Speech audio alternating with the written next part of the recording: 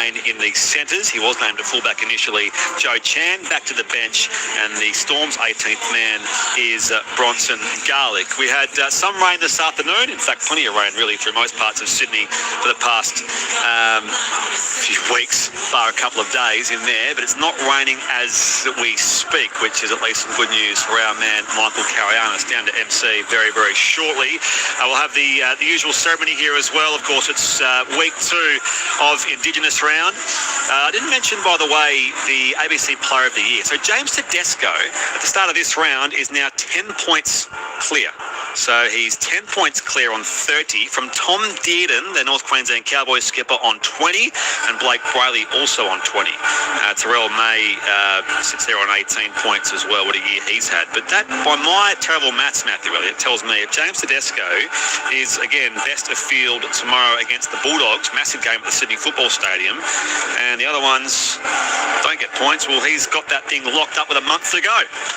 Well, whether you're good at maths or not, Brett, what we can, I think, almost acknowledge is that he has been the best player in the competition at this point, and I can't see his form dipping from here. So I don't want to tell you who the ABC Player of the Year is going to be, but I don't know if you could get a bet on it, that's for sure. So we just had a nice performance here from the Brolga Dance Academy. The Welcome to Country is coming up here very shortly as well. We are on Parramatta land. It's not usually where the Penrith Panthers have played their home games. Of course, they are this year and next as their temporary home while their home gets redeveloped. But a crowd has come in here, and it's a massive game to start round 24 this Thursday night on ABC Sport. Keep your texts coming, 0467 920 222. We spoke about the Melbourne Storm and the fact there's no room in that pack for Nelson Asaba-Solomona, which may of course be through other things around relationships at the club and whatever else. But when you break down those forward packs, who stacks up best there? Yeah, that's a great question. I'm leaning slightly towards Penrith, even with the absence of Isaiah Yeo. I just really feel like that the workload they've got there and the speed they've got on the edges is going to really, really test this Melbourne Storm team. Absolutely. And I know as well, we spoke about Isaiah Yeo, who had the shoulder injury, and we don't know exactly what that timeline looks like for the Penrith skipper or the co-captain to come back in, but he's a big name that is missing for them, but the Storm have more big names missing. No Pappenhauser, no Hughes, and of course Howarth's had a good year as well. Warwick and Farlongo also on their injury list for Craig Bellamy's Storm, who are 15 wins and 5 losses. The Panthers sitting in 4th. Who would have thunk it? I mean, we spoke to Roy Simmons earlier, and I heard the guys having a chat to him on the previous interview a few weeks ago, and I think Andrew said something to the effect of, well, of course, if the Panthers do win the whole comp again, which they can, they'll do it from out to the top 4. Well, we didn't think they're going to be in the top 4. They are now, and they can stay there with a win tonight. So it's been a phenomenal year for the Penrith Panthers. We shouldn't be surprised, should we, based on what they've put up the last 4 or 5 years. And they have won 9 of their last 16 games against the Melbourne Storm, which goes back to 2018. But these two are the eminent teams in rugby league, aren't they, across this last half decade or so? Absolutely. And, you know, again, if you would have asked me 8 weeks ago, who do I think the favourites for the competition are, I was with the Storm then. And I've waved it a little bit based on what we've just been discussing there, Brett, is that their form, they've found ways to win ugly. It's time for them now to get into some sort of rich vein of form. This gives them the opportunity tonight up against the Penrith Panthers. They've blacked out the lights here at Western Sydney Stadium. There's just the spotlights on the ground here. The players are out there in just a moment. Of course, we'll have the Welcome to Country and the pre-match ceremony here, which is going on, the smoking ceremony on the western side of Western Sydney Stadium here in Parramatta. John from Forbes has sent a text regarding Morey as well. Lynn from Newcastle. There are hundreds of them already regarding our mate Andrew Moore, who's resting up from a heart attack through the week. And I think about it, all the people as well that often text us from their hospital beds and say, I just had surgery, or I'm going through something, and Morey's always, bringing the game to life to them as part of our ABC Sport family. Unfortunately, right now it's Andrew's turn, but you're all sending your best wishes. Out come the two teams side by side. They link arms on the western side. The Storm with fullback Cameron Munster tonight. Wingers Grant Anderson and Xavier Coates. Centres Marion Seve and Nick Meaney. 5'8" Jonah Pez at halfback Tyron Wishart. Lock Trent Liero. Back rowers Forwards Sean Bloor, Ellie Kato. What a year he's having. Props, Stefano Utoikamanu and Josh King. Hooker is their captain, Harry Grant. And the bench is Joe Chan, Alec McDonald, Tui Kamakamitha and Atavalu Lasati. Bronson Garlick is the 18th man for the Melbourne Storm. For the Panthers, of course, fullback Dylan Edwards, wingers Tom Jenkins and Brian To'o, centres Isaac Tungo, Casey McLean. And we'll pause here very shortly as Auntie Julie conducts our welcome to country. Of the Parramatta good people, we invite Auntie Julie to conduct our welcome to country.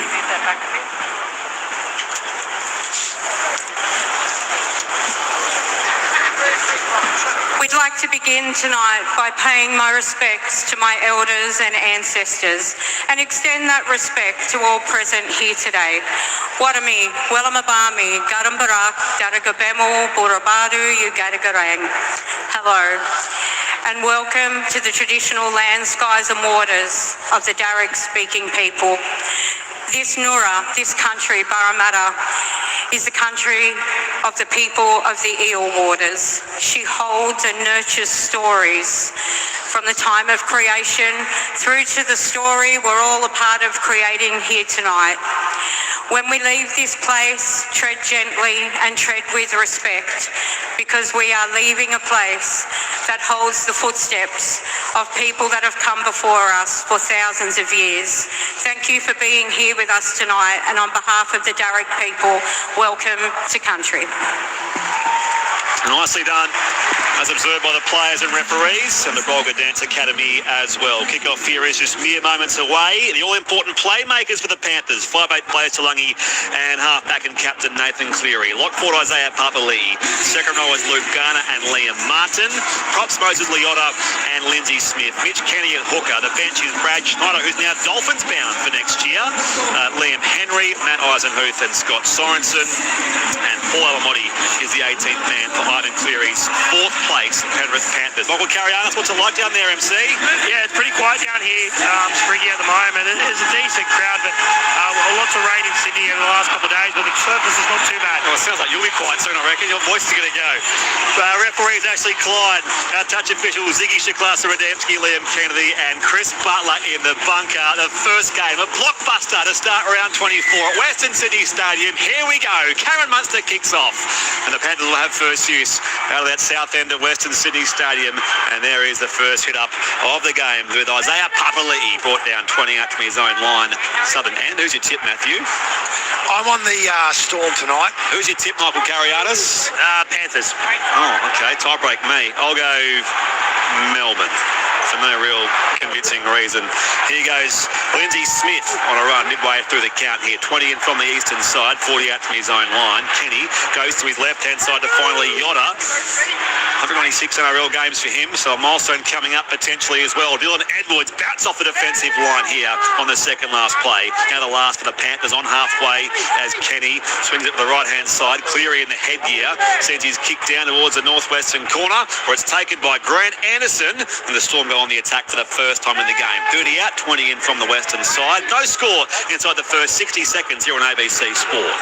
Yeah, really good first set there by the Panthers. I was really surprised at how much meterage they made there. Not a great kick from Cleary to finish it though. Now Grant from Dunny House brings it across to his now fullback Cameron Munster. 35 out from their own line here, the Storm. Grant sets up behind him, spots up the man on his right hand side here in Trent Liero, and his Origin debut year this year. His 94th NRL game, 8 short of halfway as it comes through centre field back to Stefano Utoikamanu, and he's in the 3-man tackle, eventually now claimed 20 in from the eastern side. Last play Storm, their first set of the game as it comes open side right now and punted downfield by Jonah Pezzett.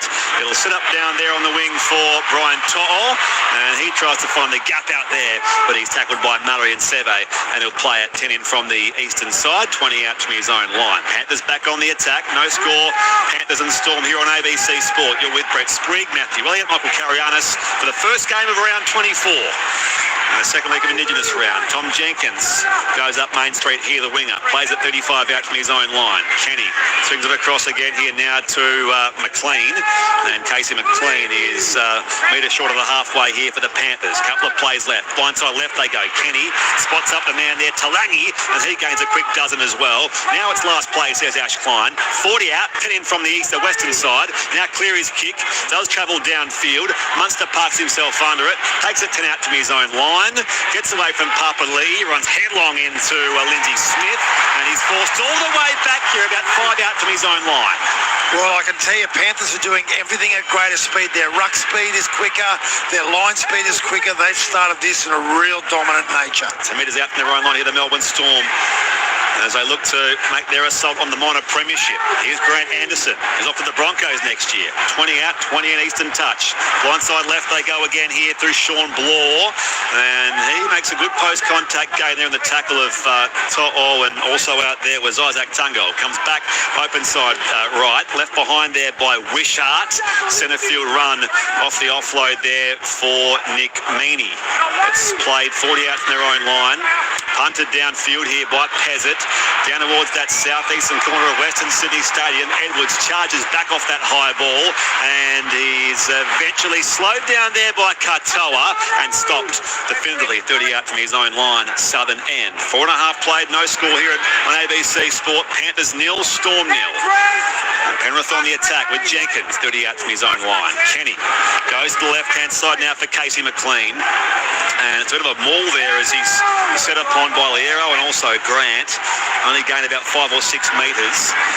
The left edge they go again here though with Luke Garner, one of their 8 try scorers in Newcastle last week. Kenny from dummy half finds Isaiah League, straight to run over halfway, and he's stopped there by a wall of Storm players. 40 outs in the field. Last play for Penrith, and still no score in this Thursday night fixture on ABC Sport. Fed wide here from Martin to Tungo. He kicks infield now. Edwards chasing it. Munster gets there first, and Storm go back on the attack. He slips 1 tackle, 2, and put down there by Lindsay Smith.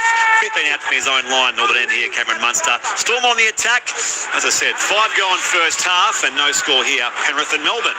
Well, this is going to be a game of attrition from both of these teams. You can just see the patience that both teams are playing with and the physicality. When we get to the back end of this half, it's really going to take effect. 35 out, 20 in from the eastern side. Played there for the Storm by Katoa. It's come back through centre field now. Trent Liero offloads here all the way back to King, and now Yatoi Kamano. Post-contact gain there of a few more before he's claimed by Talangi and also Luke Garner. 8 short of halfway. Last play kick from Harry Grant at dummy half. It'll bounce towards that corner post western side and goes and finds touch about 5 shy of that corner post. And the Panthers will go on the attack from there out of their own end. Let's head back to the touch on Michael Karianis. Yeah, pretty conservative start from both sides. As Matty said, this is going to be a genuine arm wrestle if the first 5 minutes is any indication. Nice conservative and a bit of push and shove between Dylan Edwards and Harry Grant as Edwards tries to get it at an extra centimetre before playing the ball. Eventually he plays it now. It comes wide to Brian To'o.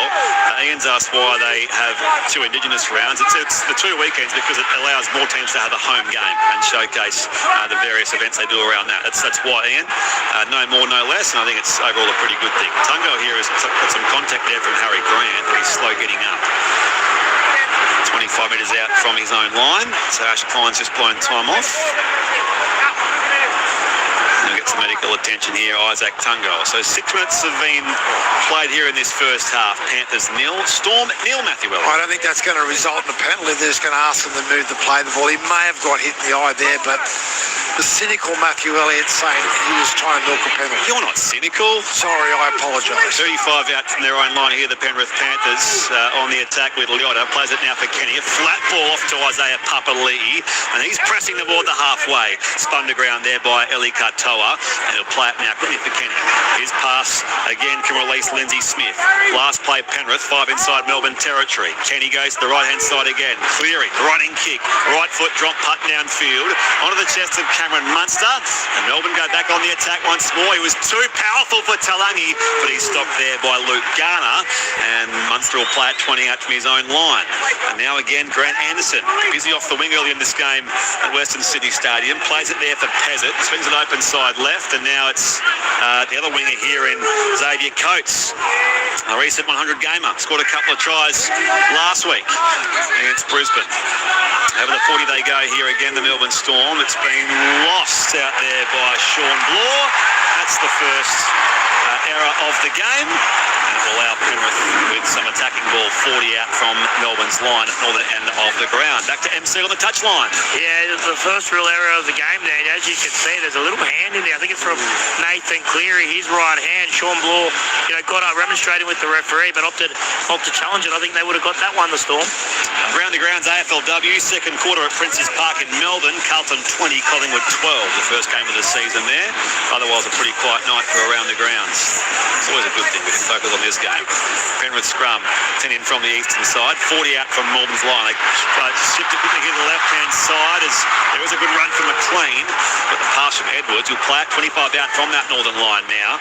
At a dummy half goes Isaac Tungo, and he's tangled up there with Trent Liero, 20 out centre field. They get 6 more here for the infringement, so Kenny spots up his teammate there in Smith. Back on the inside now, Liotta backs his way into all those purple and white jerseys. Played now for Kenny. Comes open side left. Smith to Cleary. Couldn't get the pass away. It was brought to the turf by Eli Katoa. Great tackle it was. 20 out, 20 in from the western side. Still a few plays left now for the Storm. Isaiah Papali'i straightens his run there into Josh King, and he'll play it 9 out from the uprights northern end. Kenny goes back to the left now. Talangi dummies the pass now and takes the contact in there of the winger Coates, and also in there was Anderson.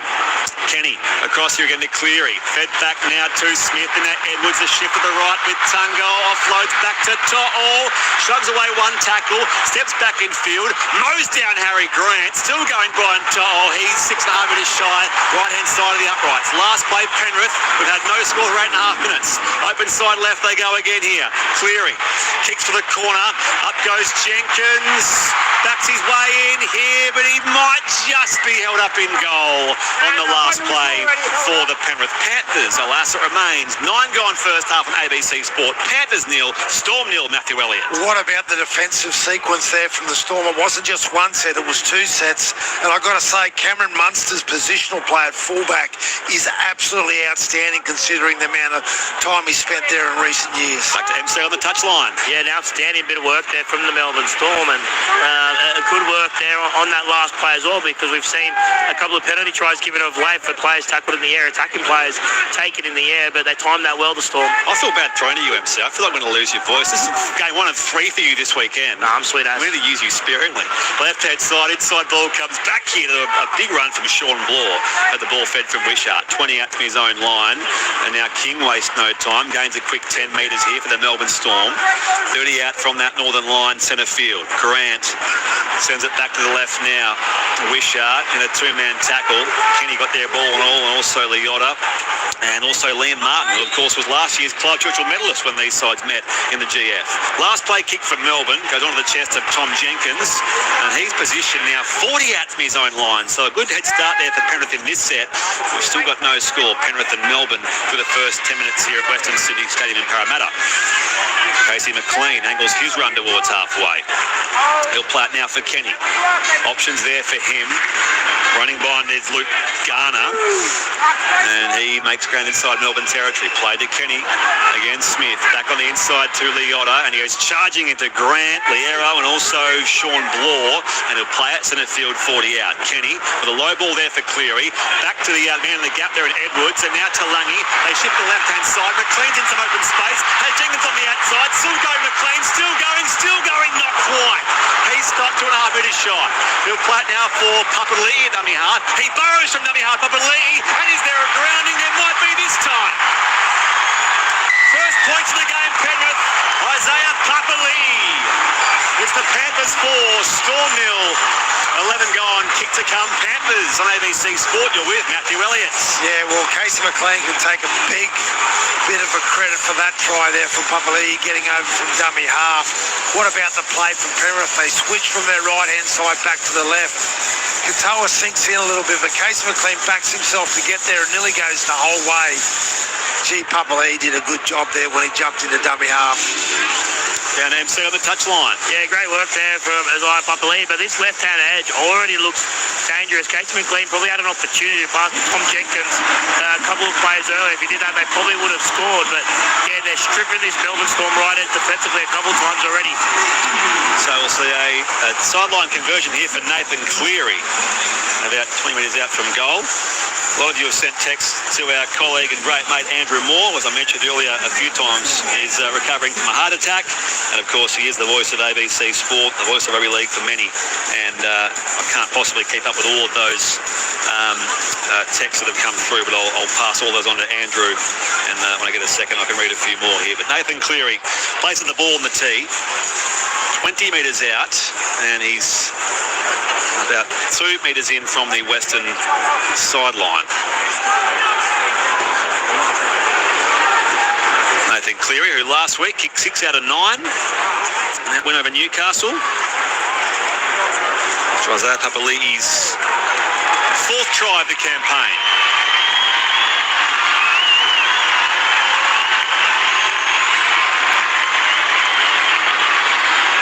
So Cleary lines up the kick. Uses all of his time, starts out to the right, and it stays there. And it remains Penrith 4, Melbourne 0 here on ABC Sport. Joy, thank you for your text. Clancy, thank you for your text. Someone's asked MC which Storm player has goggles on. Back to you, Michael. Is someone wearing goggles down there? It's Marion Seve, the left centre. Spriggy copped a knock in the eye a couple of weeks ago, but yeah, he's played a couple of reserve grade games for the North Sydney Bears with those goggles on, so not something you see too often. Horace Grant. Sure. Apparently need to get special approval to wear them. Yeah. Yes, Yeah. that makes sense too. And it has been approved, and it's good to see that the NRL are prepared to do that. I didn't pick it up. He hasn't had the footy yet, but I can see it now as he's running towards the ball. Kickoff goes down towards Penrith's line here, and Papali'i, the try scorer, brings it back into that wall of Melbourne defence. He'll play it, get been out from his own line, and turn in from the western side. Kenny swings it open side right. Now here's the run from Luke Garner. He was a premiership winner in last year and the year before. As players here, of course, have won a couple of comps, or all 4 in some cases. And there, of course, guys who are still making their mark. Here's Leota, who's a 4-time premiership winner. Up to the 40-metre line here for the Panthers. Claimed there by Josh King. Play to Kenny, off to Edwards. There's a half a gap there, but it closes quickly there as Katoa comes across from the tackle. Last play, Panthers, 4-0 is their lead. Kenny finds Cleary, high spiralling ball through the air, sets a task there for Xavier Coates. He's got some room to move before he's stopped 25 out from his own line. Firstly by Smith, and also in there is Mitch Kenny. So it remains Panthers 4, Storm 0, 13 gone first half. There is Seve in the goggles, his first run, and he's up over the 30-metre line here, 20 in from the eastern side. Played to Grant quickly. Now away here again, Liero. As mentioned, part of a winning Origin series for Queensland, and his debut Origin appearance in the squad last year he was, but in the side this year. Back on the inside, Munster finds Nick Meaney, and he's tackled 20 in from the western side on halfway. Grant off to Pezzett. He just jinks around here, shares it with Wishart. Left-hand side options, but Martin makes the tackle there in concert with Cleary. And this will be last play Melbourne, 20 in from the eastern side. Right smack bang on halfway, and 4-0 is Penrith's lead. The kick from Pezzett goes up in the air, down towards Dylan Edwards, and the Panthers go back on the attack. Edwards claimed 25 out from his own line. I can tell you, Ivan Cleary has had his players spend the whole week working on ruck speed, because they're absolutely winning it on both sides of the ball, playing the ball with greater speed, but they're not giving Harry Grant, as they concede a penalty, the Storm there, for holding the play down. Normally it's Storm that dominate the ruck. It's not happening tonight, I can tell you that. First penalty of the game going the way of the Penrith Panthers. the first try it did as well through Isaiah Papali'i, and it's 4-0 Penrith down to MC on the touchline. Yeah, Matt has nailed it. It's all Penrith to start this game. Melbourne, uncharacteristically, are on the back foot at the moment. They just can't go with the speed of the Penrith Panthers and their shift and their quick play the ball as the Storm are on the back foot big time. Possession 55% the home side Penrith as they touch on the eastern side here. 35 out from Storm's line. Played there by Tungo to Kenny. Swings it across Liam Martin. Straightens his run there into firstly Katoa and also out there Yuto Kamano. Play at 25 out now is Martin. Kenny all the way across here again. Smith to Cleary. Back on the inside to Luke Garner and he's brought down. He stands and he's eventually tackled or tackle is held 25 out from that northern line. Papali'i off to Smith and now Cleary on to Edwards. They shape the right hand side again. Tungo to To'o and he steps in field cast off Munster and Seve and is the ball on with him? No! The ball came loose. So it's going to be Penrith as I think Seve might have been the one who came in there and The buck has already said it's bounced off the board. There is no contact. so Rent's having a check with the ref seeing if there's any case to answer it or if any possibility of overturning this here. But on the replay from that far corner, is there high contact from Munster on? Yes. Yeah, that's the initial issue, not the fact he lost the ball to Seve.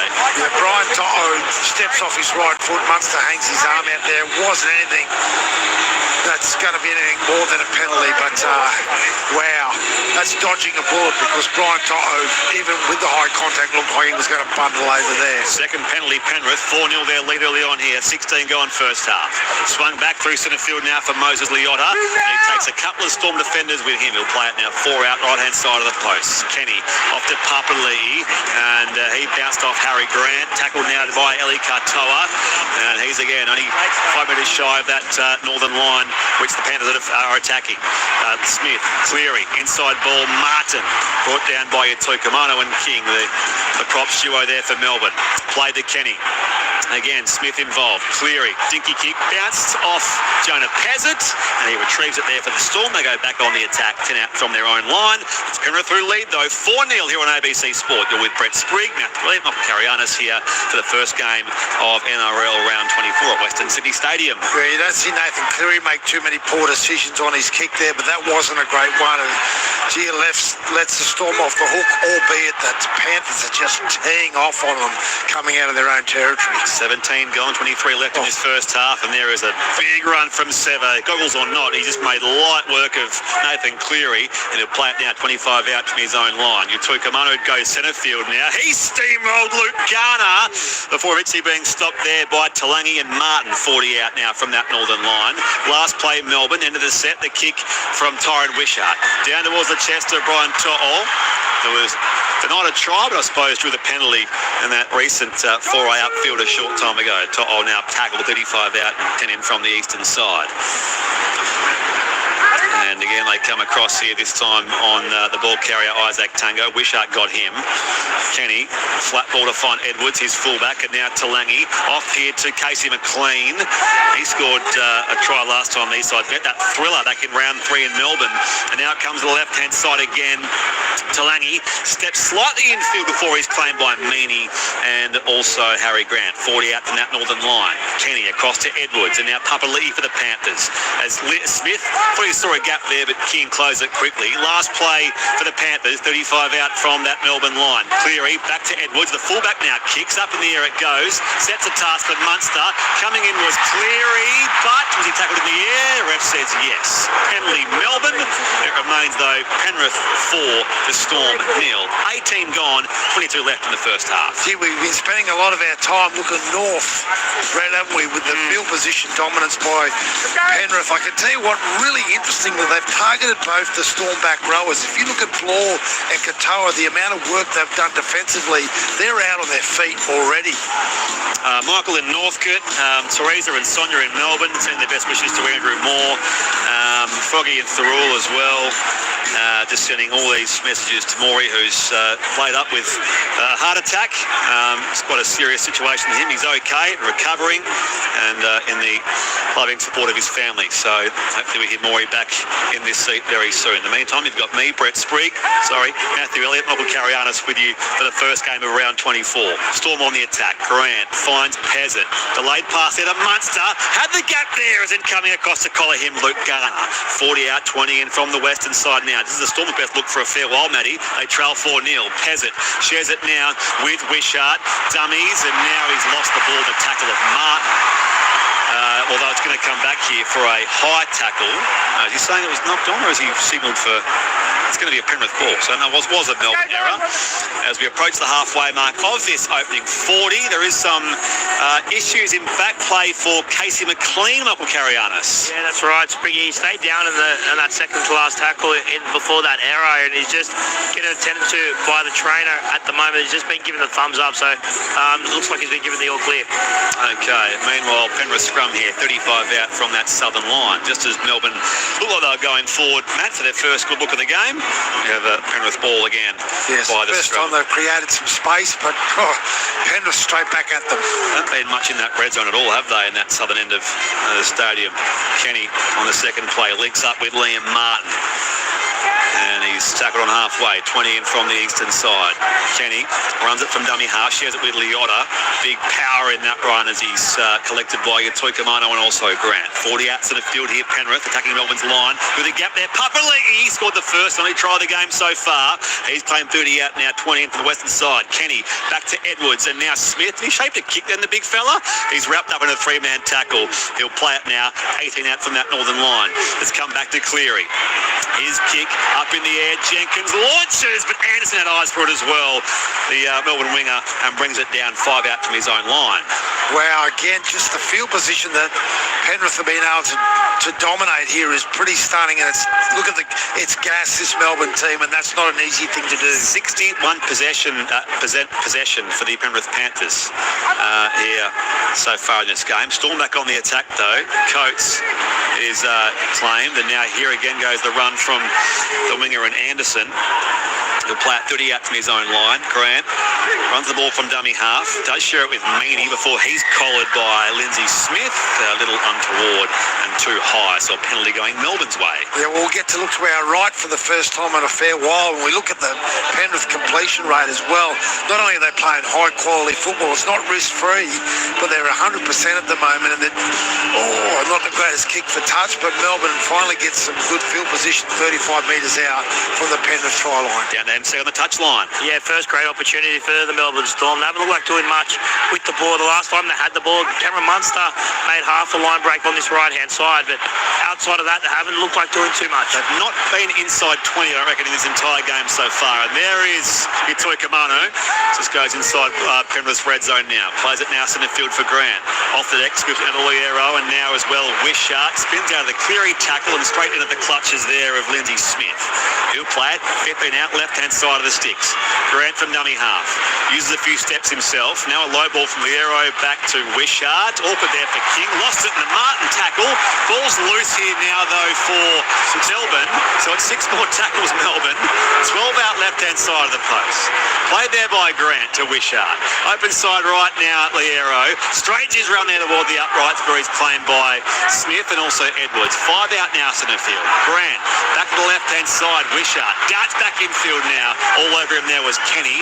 He's 4 metres out now for the Melbourne Storm. Left-hand side of the post. Grant with a wide ball here towards Peasant, and now Munster shakes off to Lange and now steps infield, collared by Smith and also Leota. Plays it centre field, 10 metres out now.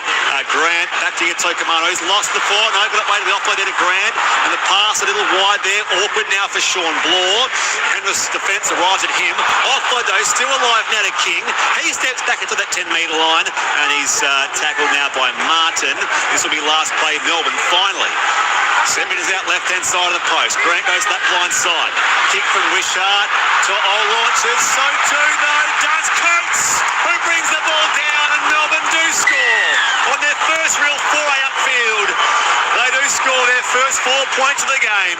Panthers 4, Storm 4, Melbourne kick to come. 16:40 left in this first half on ABC Sport. Matthew Elliott. Yeah, well, they get right to the last play there, and Harry Grant looks to go to the open, goes back down the short side there to Tyron Wishart. You've only got to give Coates the opportunity to make a play like that, but he climbs right over the top of Brian To'o. And hang on, I think he's dropped the ball forward into Dylan Edwards there. I think this might go upstairs. That will be soon a replay again. It didn't appear that. Oh, does he regather? Well, it's only got to hit Dylan Edwards for it to be a knock-on. What do you reckon, MC? Does he get his hand back on that ball before he goes into Edwards? Yeah, this is... I reckon he kind of recovers it a little bit, but... I know what you're saying, Sprig. I think his hand's across that ball there, but we're not going to get a clear angle of it. Nice here. Oh, yeah, he would have dropped that ball if Dylan Edwards wasn't there. Yeah, off the chest of Edwards. So, that, I think you're right, Matthew Elliott. Unless... we're going to have here Nick Mini lining up the kick, but it may just say... Ashcline might just say, hang on, hold your horses. We know that whistle's going to go on a tick. Confirmed. Well, there you go. Wow, okay. Wow. So there was enough of a regather there in the air from Xavier Coates to warrant the Melbourne Storm try. He actually gets his hand back on it when you watch the replay there in time. Oh, now you're on my side. Yeah. Well, again, however, if Dylan Edwards isn't there, he doesn't regain possession. It's quite an interesting one. He squeezes it into him. Nick Mini is 22 out and about 7 metres in from the eastern side. This to give Melbourne Storm the early lead here after they had up the first try of the game and plenty of possession as well to Isaiah Papali'i. Was 4-0, now 4-4. Can it be 6-4? Lightning quick first half. 15 and a half left already. Mini on the approach. Right foot kick, up it goes, waved away. Both teams none from one kicking, and it remains Penrith 4, Melbourne Storm 4. Round the grounds, AFLW season opener, third quarter. Carlton 28, Collingwood 19. Off the SMS, Chris Gimpy is sending his best wishes to Andrew Moore. Regards Christian as well. Al in Diamond Beach says, if anyone feels in for Andrew, I'm glad it's you fellas. So thank you, Al. Morgan says, I'm listening anyway. Thank you, Morgan. Appreciate your support. 0467920222. Marie, Joy, Chaz, Greg, Sharon, Jeff. I mean, he's got so many fans, our man Maury. He's resting up, recovering from his heart attack through the week. And I'm sure he's knocked about by that, but he's well and truly buoyed by all the nice messages from our ABC Sport family. Here's the hit-up and resumption here for Melbourne Storm in Tucumano. Now it's swung to the left-hand side as they try to get something going here with Sean Blore. He'll play it there, Wishart. Back to the goggled Murray and Seve, who angles his run here through centre field, takes on Kenny, and that wall of Penrith defence there. So too Smith and also Liotta. Quick work from dummy half. Grant does find the ball carrier in Trent Liero. And on the end of the set, a probing kick from Jonah Pezzett. Tries to catch Edwards off guard here. Knocks it back into the in-goal area. Jenkins chasing it now. It was 20-20. Oh, the flag's up. Hopefully he knocked it back in play, but it will be 40-20. So it was quick thinking from Jonah Pezzett. And that is very nice vision from him to give Melbourne possession here about 10 metres out from that southern line. An opportunity for back-to-back tries. Yeah, it's incredible how quickly the game can turn, isn't it? Because it was just being dominated by both in possession but by quality of play by Penrith. But one kick like that, just superb, has turned this game around. Melbourne play the ball. 10 metres out from that. No, I think they get the tap, don't they? Back to the 40-20, so they tap here. Left-hand side, it's swung out to Yatoi Kamano. We'll play it now to Grant. Keeps it going left-hand side. A little inside ball for Josh King. Down low on the tackle is up Isaiah Papali'i, and up top it's Lindsay Smith. Grant, the right-hand side this time. Pezzett onto Munster. Wide now again to Anderson, who's wrapped up by Jenkins and dragged toward the western touchline, and this time it'll be Penrith's ball. As Melbourne's attack was thwarted by some strong Penrith defence. 13 and a half left in the opening 40. It's Penrith 4, Melbourne 4 here on ABC Sport. Down at MC on the touchline. Yeah, some great defence there, led by Tom Jenkins. Nice bit of effort to continue the momentum of the tackle, so they didn't give away a penalty. The Panthers will make a double change now. Sorensen and Liam Henry are about to come onto the field. Jeff in Sunshine says Penrith are getting some great calls from Klein early. It's sort of come back a little bit level as well. Not that whistle always means that teams being preferred, especially not a good ref like Ash Klein, but no one owes you penalties, do they, really? They've had more possession as well, the Panthers. Open side left as it comes to Liam Henry. He's claimed 35 out from that southern line. Played to Kenny off the bench as well. So I mentioned Henry and now also Scott Sorensen, four-time premiership winner. Tackled 5 short of the halfway here for the Panthers. Played it to Kenny. Open side right here again, Lindsay Smith. This will be last play Panthers, 5 inside Melbourne territory. Scoreline is 4-all here on ABC Sport. Panthers in the storm. Cleary's kick, last play. Up in the air it goes for Cameron Munster, and Martin comes down hard on him.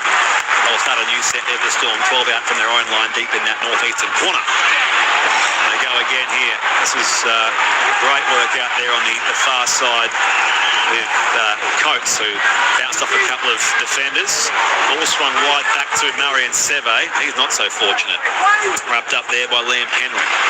Still 30 out from their own line is where Munster is cut down. And he'll play it there for Harry Grant, Melbourne's captain. Back now again, Wishart tries to just weave his way through 3 Penrith defenders, but he'll play it now 40 out, so we'll gain it 10 metres. Last play now for the Storm.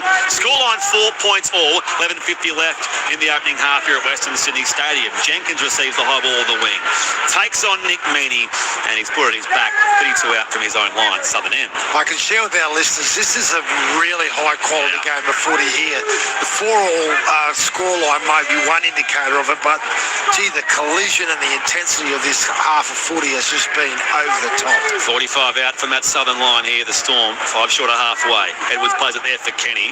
Sorensen back across now again to Smith, and now Cleary spun a full 360 in that tackle of Toikamano. Will play it now 40 out to Melbourne's line. Kenny shares it back again here with Smith, and now Edwards, the fullback, is claimed on the last here. 30 out centre field. Kenny spots up Cleary.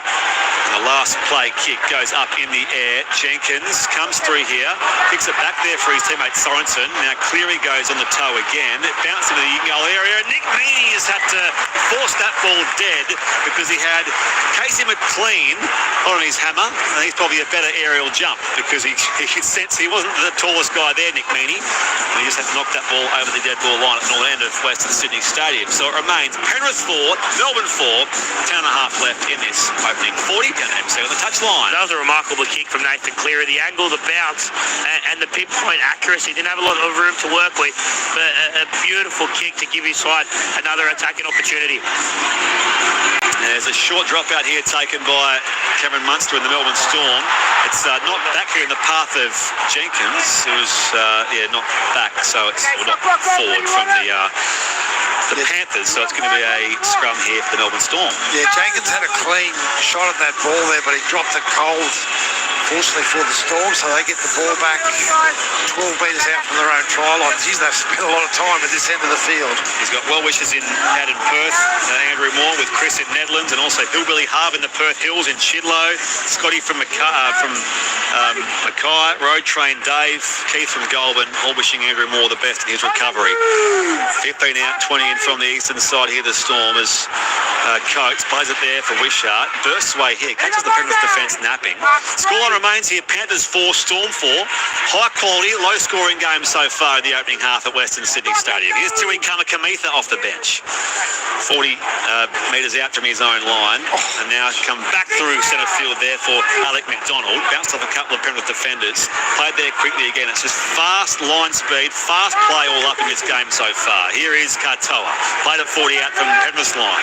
Melbourne on the attack here. The last play from Pezzett. High ball there was for Edwards. The Penrith fullback now darts through centre field, takes on McDonald and also Kamikamitha, and he'll be cut down 25 out from his own line. So 8:50 left in this opening half. You're with Brett Sprigg, Matthew Leitner, Carianis, and here is Brian To'o on the attack here for Penrith. 22 metres out from his own line. Kenny goes blindside right. There is Martin up that right edge, and he's tackled by Kamikamitha, and he's a bit slow getting up here. He got absolutely cut in half then by Kamikamitha. Hit him in the middle, and he's just slow to get to his feet. It's a little wobbly, does last year's Clive Churchill medalist, and he'll play it. 40 out from his own line, southern end. Liam Henry darting away through centre field here on this next play for Penrith. Kenny off to Sorensen. Another of our ABC Sport favourites. He's one of our probably every 3-week interviews. Kenny off the right-hand side. Cleary. There is Martin again. Off of that blind side right. The kick now infield from Tungo. Edwards still there. Back to Nathan Cleary, who's into the 10-metre line now, and he goes just about there as he's sliding in. He was wrapped up by about 4 Storm defenders. The ref says, try Nathan Cleary. And Penrith goes back ahead. 8-4, kick to come, Panthers. 7:50 left in the first half. A try, a desperate and determined run from Nathan Cleary. Yeah, well, this is the second time that Penrith have run on the last play, and they put that little chip kick in over there. And Nathan Cleary's support through the middle of the field, gets down and slides across the try line. Doesn't look like he was going to make it, but he gets the ball just on the try line. Down to MC on the touch line. Yeah, he just gets there, I think. We don't get a clear shot of it, but the dewy surface might have just played a hand there for Nathan Cleary. I think Ash Klein turned to Zbigniew Sheklas-Radamski and said, yeah, what do you reckon? He wasn't so sure, the central ref, but the replays might show us something pretty inconclusive. He's sort of swarmed on there by McDonald and also Coates. The line's right there with him. So in the meantime, he goes back to line up his kick. At 6:50 left on the clock in this opening half. What about that little chip kick from Isaac Tungo there? Yeah. Well, that was a beautifully weighted kick. Dubbo Dragon says, hey Spriggy, Matt and MC, family sends best wishes to Maury. Let's have a golden point result tonight, Storm by 4. So here is Nathan Cleary. 1 minute 20, time off. They just showed a shot there where I reckon it was fairly conclusive that the ball got down. I wouldn't doubt Ziggy Sheklas-Radamski for 1 second. Nathan Cleary, who's 14 metres out and an angle slightly to the right-hand side here. It's better than 45 degrees, but he missed the first one, which was from the western touchline. Has to make it a 10-4 scoreline in Penrith's favour. Couple of steps, in he comes, makes no mistake this time. It is Penrith 10, Melbourne 4 here on ABC Sport. 6.5 left in this first half. Around the grounds, AFLW season opener, Carlton 30 leads Collingwood 19. And on the SMS, 0467 920 222. Big Daddy in Coffs Harbour has asked us just to remind everyone who is coming last on the ladder. And of course, that is the Gold Coast Titans, because they lost to the Rabbitohs last week. Shane in Marrickville says, dear Andrew, best wishes for a speedy recovery. All the best, Maury, says J.A. Coolum. Kirsty sends her best as well. James from DY asks, where's Maury? Is he okay? Well, he had a heart attack, James, if you missed that earlier, but he is okay, recovering now. And I'm just keeping his seat warm for him here for the time being. But everyone's sending their best wishes to our great mate Andrew Moore, who is ABC Rugby League. Centre field run here for Sorensen. Plays it now here for the Panthers, and now Martin on a couple of steps infield. Plays it back now for Kenny. Already played 3 now for the Penrith Panthers, who lead 10-4 here at Western Sydney Stadium. 5:50 left in this first half.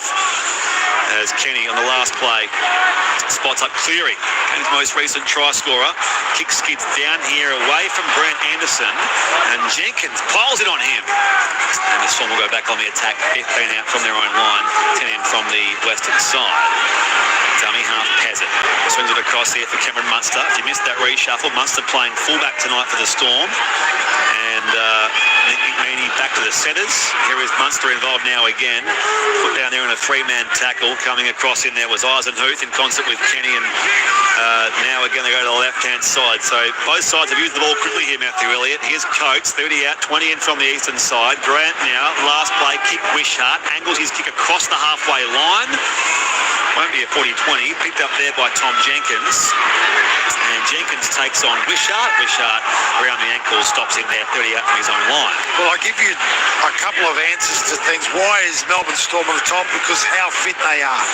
That's for sure. And why is Penrith gone on a winning streak of late? It's because of how fit they are. You'd think that the speed of this game will suck the life out of both teams, but they're still going hard. Little was a bit slow there on Talangi allowed to play it, so it should have been a penalty for Penrith perhaps, but away we go here on the right-hand side. Edwards off here, Eisenhuth again, and he takes Grant and also Bloor with him. A good post-contact gain for Eisenhuth. Last play, Penrith, running kick Cleary. Down that eastern side of the ground, Munster leaps up on the 10-metre line, and they'll start a new set from there, the Melbourne Storm. Played there again. Quickly, Wishart off to the right-hand side. Coates. 4 minutes and 10 seconds left before half-time. It's the Panthers 10, the Storm 4 here in the first game of NRL Round 24. Thursday night footy here on ABC Sport. Has it up through centre field. Taken 25 out now. Play it now. I beg your pardon. It's actually the winger Anderson. Now it's come across here through centre field to Liero. And that tackle was made there by Kenny. A kick now comes across field from Munster. At the ankles there of Jenkins. Trapped there by the Penrith winger. Goes a big fend there on Mini. And he's dragged down just short of the halfway. 5 minutes inside from that western side. Talangi off to McLean.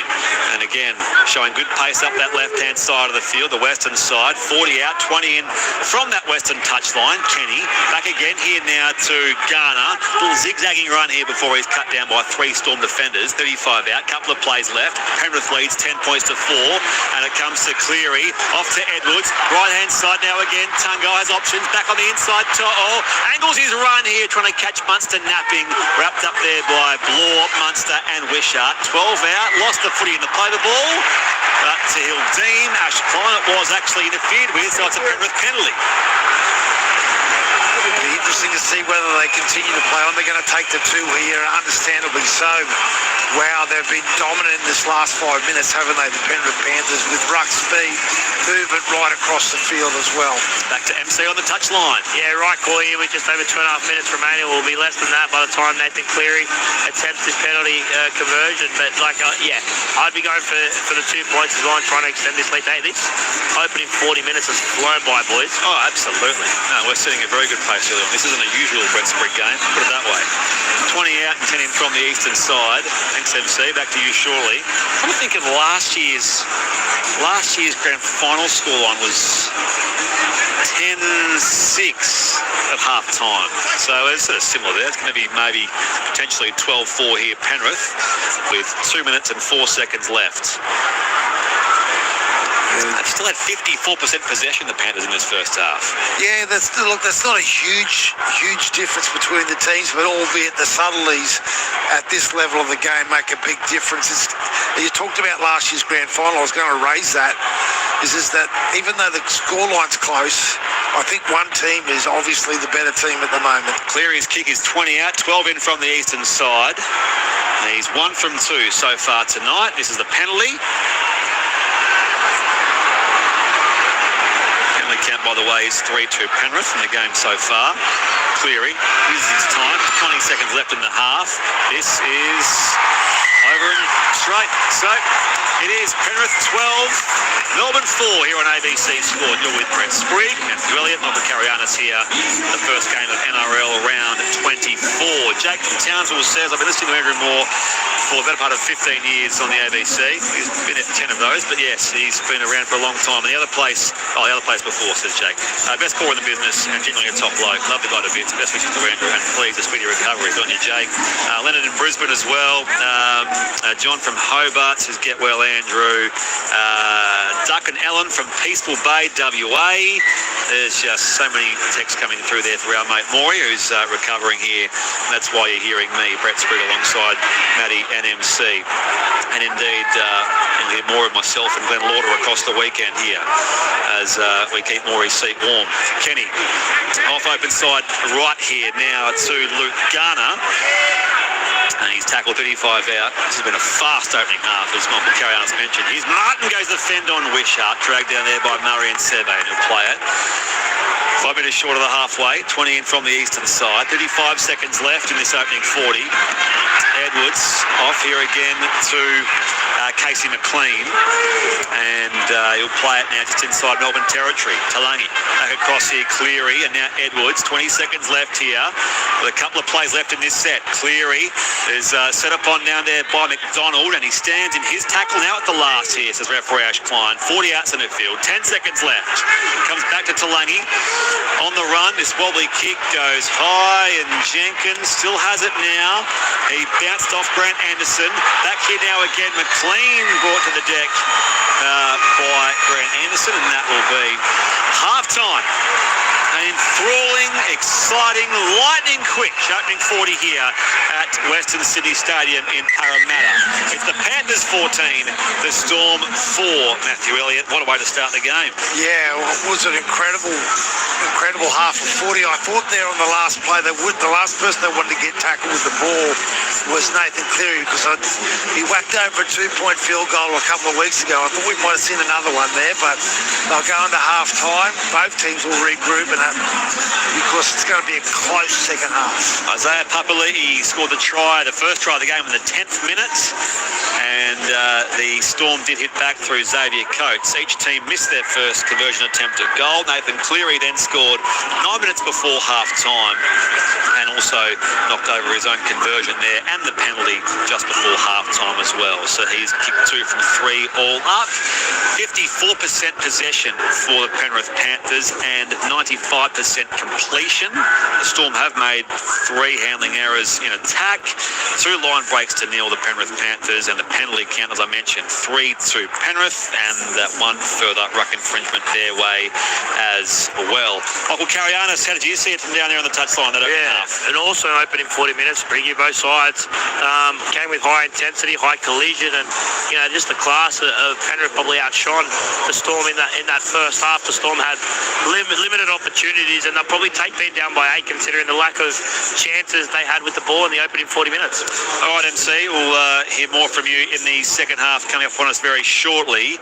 As I mentioned, Matt, if Penrith do make it 10 wins in a row, it's actually their best winning streak since 2021, the first year of their 4 in a row run. So we're talking about a team that began this year so slowly and is now in era best form, which is just quite remarkable.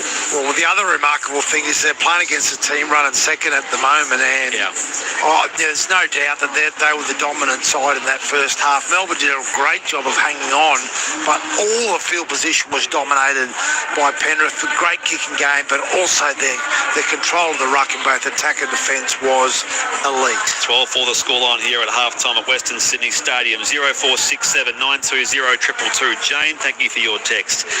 Dubbo Dragon, who was looking for a Golden Point results. Colin says, hope you still get a game set bingo. It's the highlight of my weekend. Not in this game you won't, Colin. I dare say the way these 2 teams play, I wouldn't dare go there. Richard from Canberra, best wishes to Andrew. Best of luck, Spriggy. Thank you, Richard. David at Blacksmiths, and there's just so many texts that have come in through here. Jim Maxwell's the head of summer.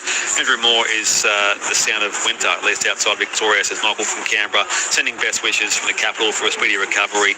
And Maury, Blind Tiger and Rooster Rich said, did Maury give you permission to use a game set bingo? As I said, I don't think it'll be a factor in this game based on how well and how tight they are together as a contest, Penrith and Melbourne. That is half-time, though, with the Panthers 12, the Storm 4. Keep your text coming, 0467 920 222, as we head now to the ABC Newsroom.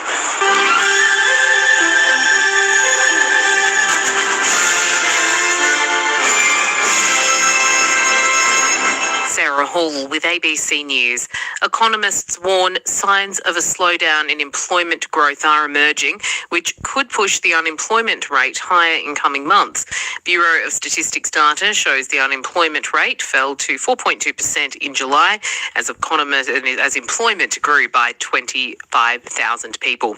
But William Buck economist Bessa Deda says she's seeing signs some employers are growing reluctant to hire workers amid economic uncertainty. Whilst the supply of labour might be seeing downward pressure from those softer net overseas migration numbers, we're also seeing, I think, a bit of a softening in demand for labour, at least in terms of those soft survey signs when you're speaking to recruitment firms that do suggest employers are becoming a lot fussier. University staff facing the prospect of losing their jobs have been left outraged by wellbeing advice from management to consider cleaning their bathrooms to manage stress. Here's National Education and Parenting reporter Connor Duffy. The University of Technology Sydney is suspending 146 courses across 6 faculties from next year as it seeks to make $100 million in savings. The university said it hasn't made a final decision on related job cuts. 400 staff, about 10% of the workforce, are facing the sack later this year. Staff told ABC News they were angered by a wellbeing portal the university has set up, which gives self-care tips from an outside company. The advice to staff includes considering cleaning their bathrooms or washing their delicates. In a statement, the university said the tips were just one of many resources available, including counselling and training. People are being urged to bolster their online security after a report found nearly half of the Australian population fell victim to cybercrime last year. The report by the Institute of Criminology found 47% of respondents said they had faced abuse, harassment, malware attacks, identity crimes and data breaches. Anthony Morgan from the Australian Institute of Criminology says there are many ways people can improve their security online. Always setting up multi-factor authentication, using unique and strong passphrases, always installing those software updates. They're a pain when they come through, but you've always got to install them. And just things like checking your privacy settings and so on, and just speaking to the people around you if you need advice. Missile launches made in South Australia will be exported to Europe as part of a $50 million deal. The company Kongsberg Defence Australia will also be making and shipping $30 million worth of command and control consoles. The Albanese government added the business to its global supply chain program last year, and the deals are part of a naval strike procurement contract, which included an agreement to have components made in Australia. Federal Defence Industry Minister Pat Conroy says products will be assembled by the company and tested in Mawson Lakes in Adelaide's north. Just think about that for a moment. Mawson Lakes is exporting some of the most advanced defence equipment in the world to countries in Europe, including Poland, Spain and Denmark. Pilot Sebastian Robinson has faced several hours of cross-examination about text messages he sent and received in the years leading up to the fatal helicopter crash at the centre of the Supreme Court trial of Matt Wright. Olivana Lathoris reports. In a number of those messages read to the court, Mr Robinson accepted he was discussing buying and using illegal drugs, including cocaine. Mr Edwardson also tendered to the court a USB containing a series of videos which were played to the court. In some of those videos, Mr Robinson appears to be seen sharing alcohol with a friend, an Aboriginal ranger in Arnhem Land. In one particular exchange, Mr Robinson denied that he was a drug dealer, but agreed he had connected people who were looking to buy illegal drugs. Mr Wright has pleaded not guilty to 3 counts of attempting to pervert the course of justice in relation to the investigation into the crash. The ABC's managing director has paid tribute to legendary film critic David Stratton. The former host of the movie show and At the Movies with Margaret Pomerantz has died aged 85. Hugh Marks has called Stratton's career extraordinary and says David had incredible insight, a love of the craft of movie making and a respect for his audience, and that he was a credit to the industry. And 1 person has died and 5 others have been injured after a hot air balloon crash landed in the north of the Netherlands. The Royal Netherlands Aeronautical Association has told local media a sudden gust of wind caused the balloon to hit the ground. ABC News. The new neighbour, I'm Isabel. who's not what she seems. Somebody here knows something. You'd be amazed the things you learn about a place if you pay attention. The Family Next Door. Sunday nights on ABC TV and ABC iView. The summer of cricket has arrived early. Clubs it straight down the ground for six. He's on the pull shot. Boy, did he get that. White ball cricket takes centre stage in the top end as Australia take on South Africa. Down the leg before, finger goes up. And it's on now on the ABC Listen. Down the pitch, there we go. Bang. Every ball live. Just click on the cricket button.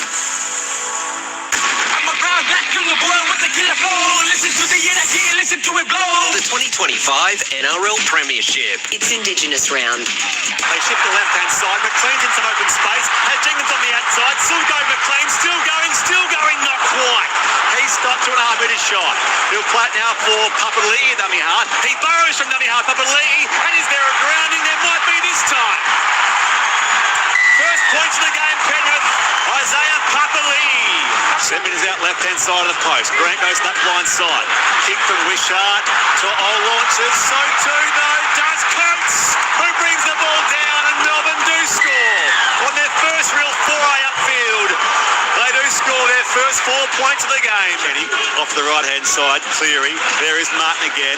Off of that blind side right. The kick now infield from Tungo. Edwards still there. Back to Nathan Cleary, who's inside the 10-metre line now, and he goes just about there as he's sliding in. He was wrapped up by about 4 Storm defenders. The ref says, try Nathan Cleary. And Penrith goes back ahead. ABC Sport. Indigenous round. Recognising the contributions of Aboriginal and Torres Strait Islander peoples to the game of rugby league. Half-time here at Western Sydney Stadium. This blockbuster to start round 24, the second week of Indigenous round here on Barramudigal land at Western Sydney Stadium. And it is Penrith 12, the Melbourne Storm 4. You're with Brett Sprigg alongside Matthew Elliott, Michael Carianis as well. And your well wishes have always come through here for Andrew Moore, who, as we mentioned earlier, suffered a heart attack through the week. That's why you're not hearing him right now. But all of your texts have come through, like from Rooster Cam. I mentioned Michael before as well. Graham and Musselbrook, Roma, Chris. It's a great game tonight. Enjoying the call. Wishing Andrew a speedy recovery. Thank you, Roma, Chris. Mark from the Central Coast says, pass the best wishes on to Maury. You'll be all good, mate, with the best specialist I know, the heart attack department, after having 2.5, after having 2 and still going now. Thank you, Mark. Yeah, I'm sure a lot of you may have experience with something like this. It's not something I know too much about, but we know he's in good hands, Maury, and his loving family surrounding him at the moment, and be back before you know it. So keep those texts coming. 0467 920 222. 2 massive games to come up tomorrow night as well. First off, coverage from 5:30 p.m. on ABC Sport Digital and the ABC Listen app. Glenn Lauder, Dean Hallertau and Michael Carianis will be in the boardroom watching the Warriors hosting St George Illawarra at Mount Smart Stadium. Then it's the Sydney Football Stadium for the Roosters and the Bulldogs. That's ninth versus third. I'll be doing that game with Luke Lewis and John Gibbs. On Saturday, we'll be in the boardroom again. Yes, me with Luke Lewis, Michael Carianis and Connor Watson.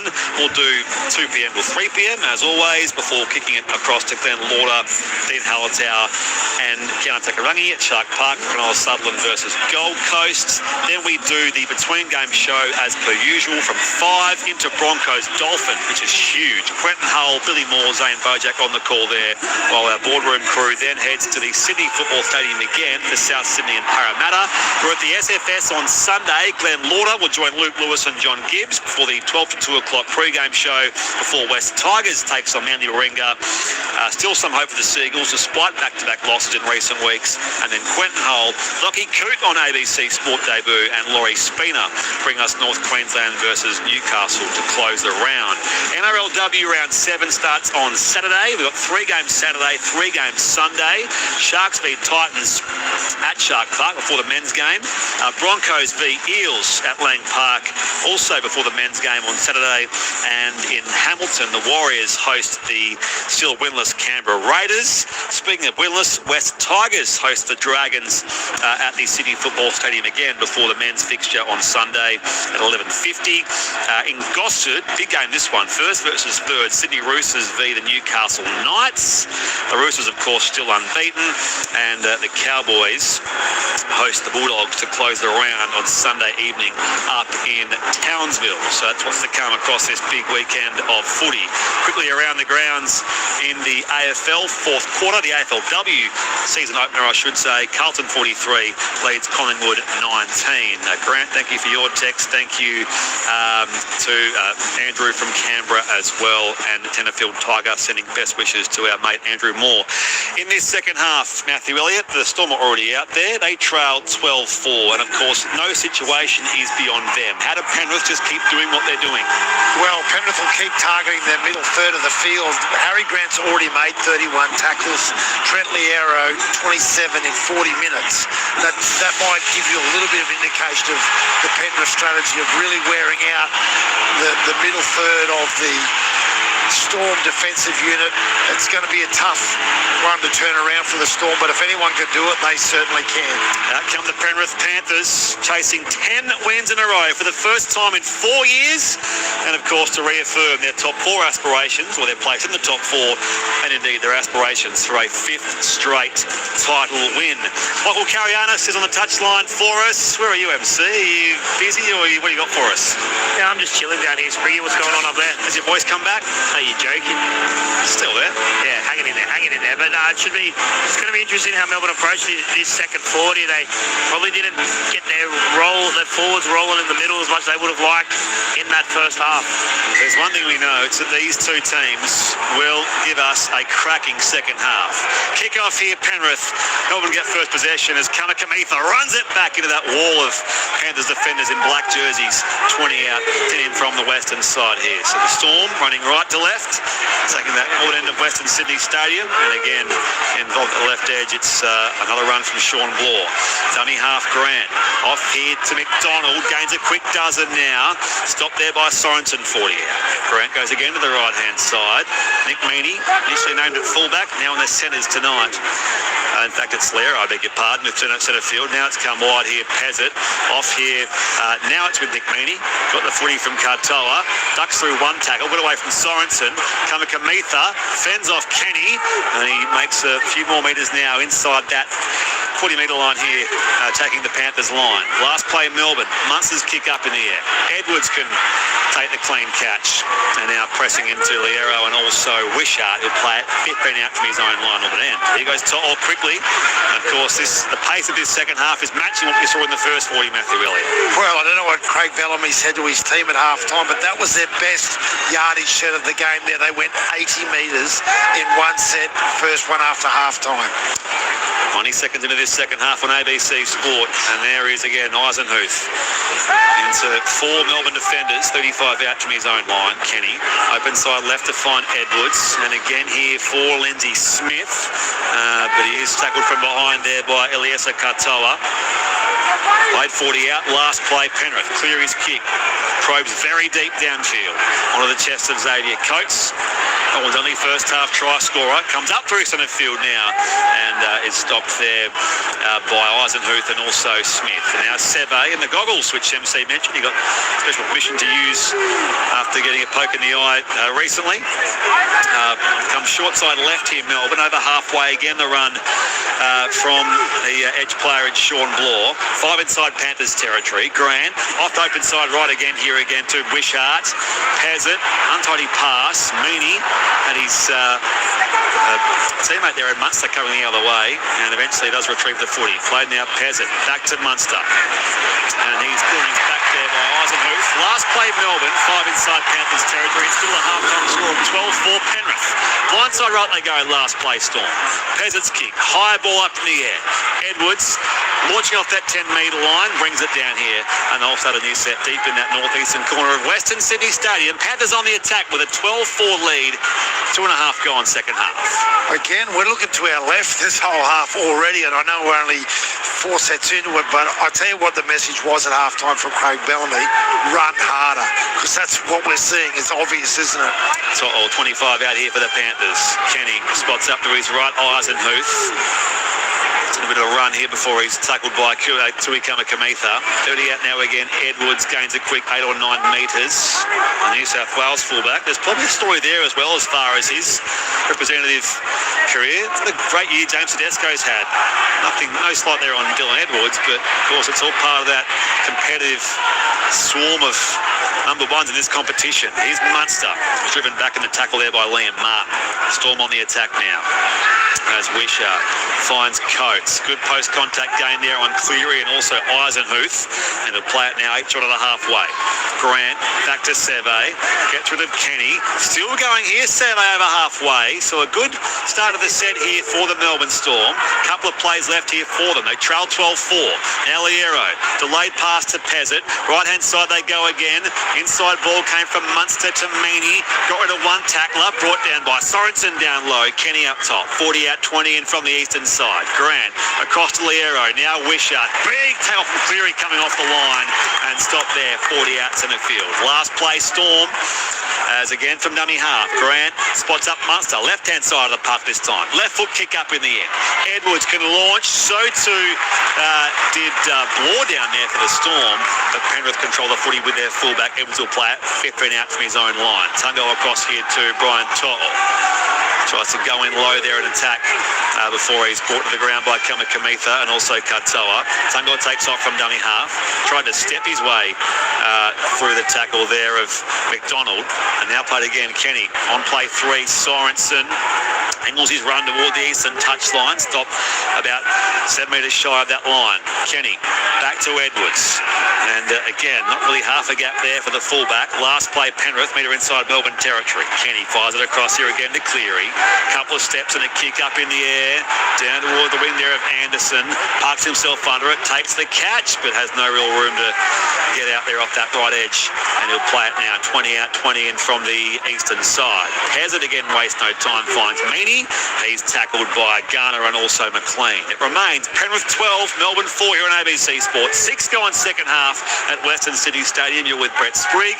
Matthew Elliott, Michael Carianis, down to him shortly. I want to stop, calling, get a word in somewhere from one of these guys. Here's Coates, tackle 35 out, 20 in from the western side.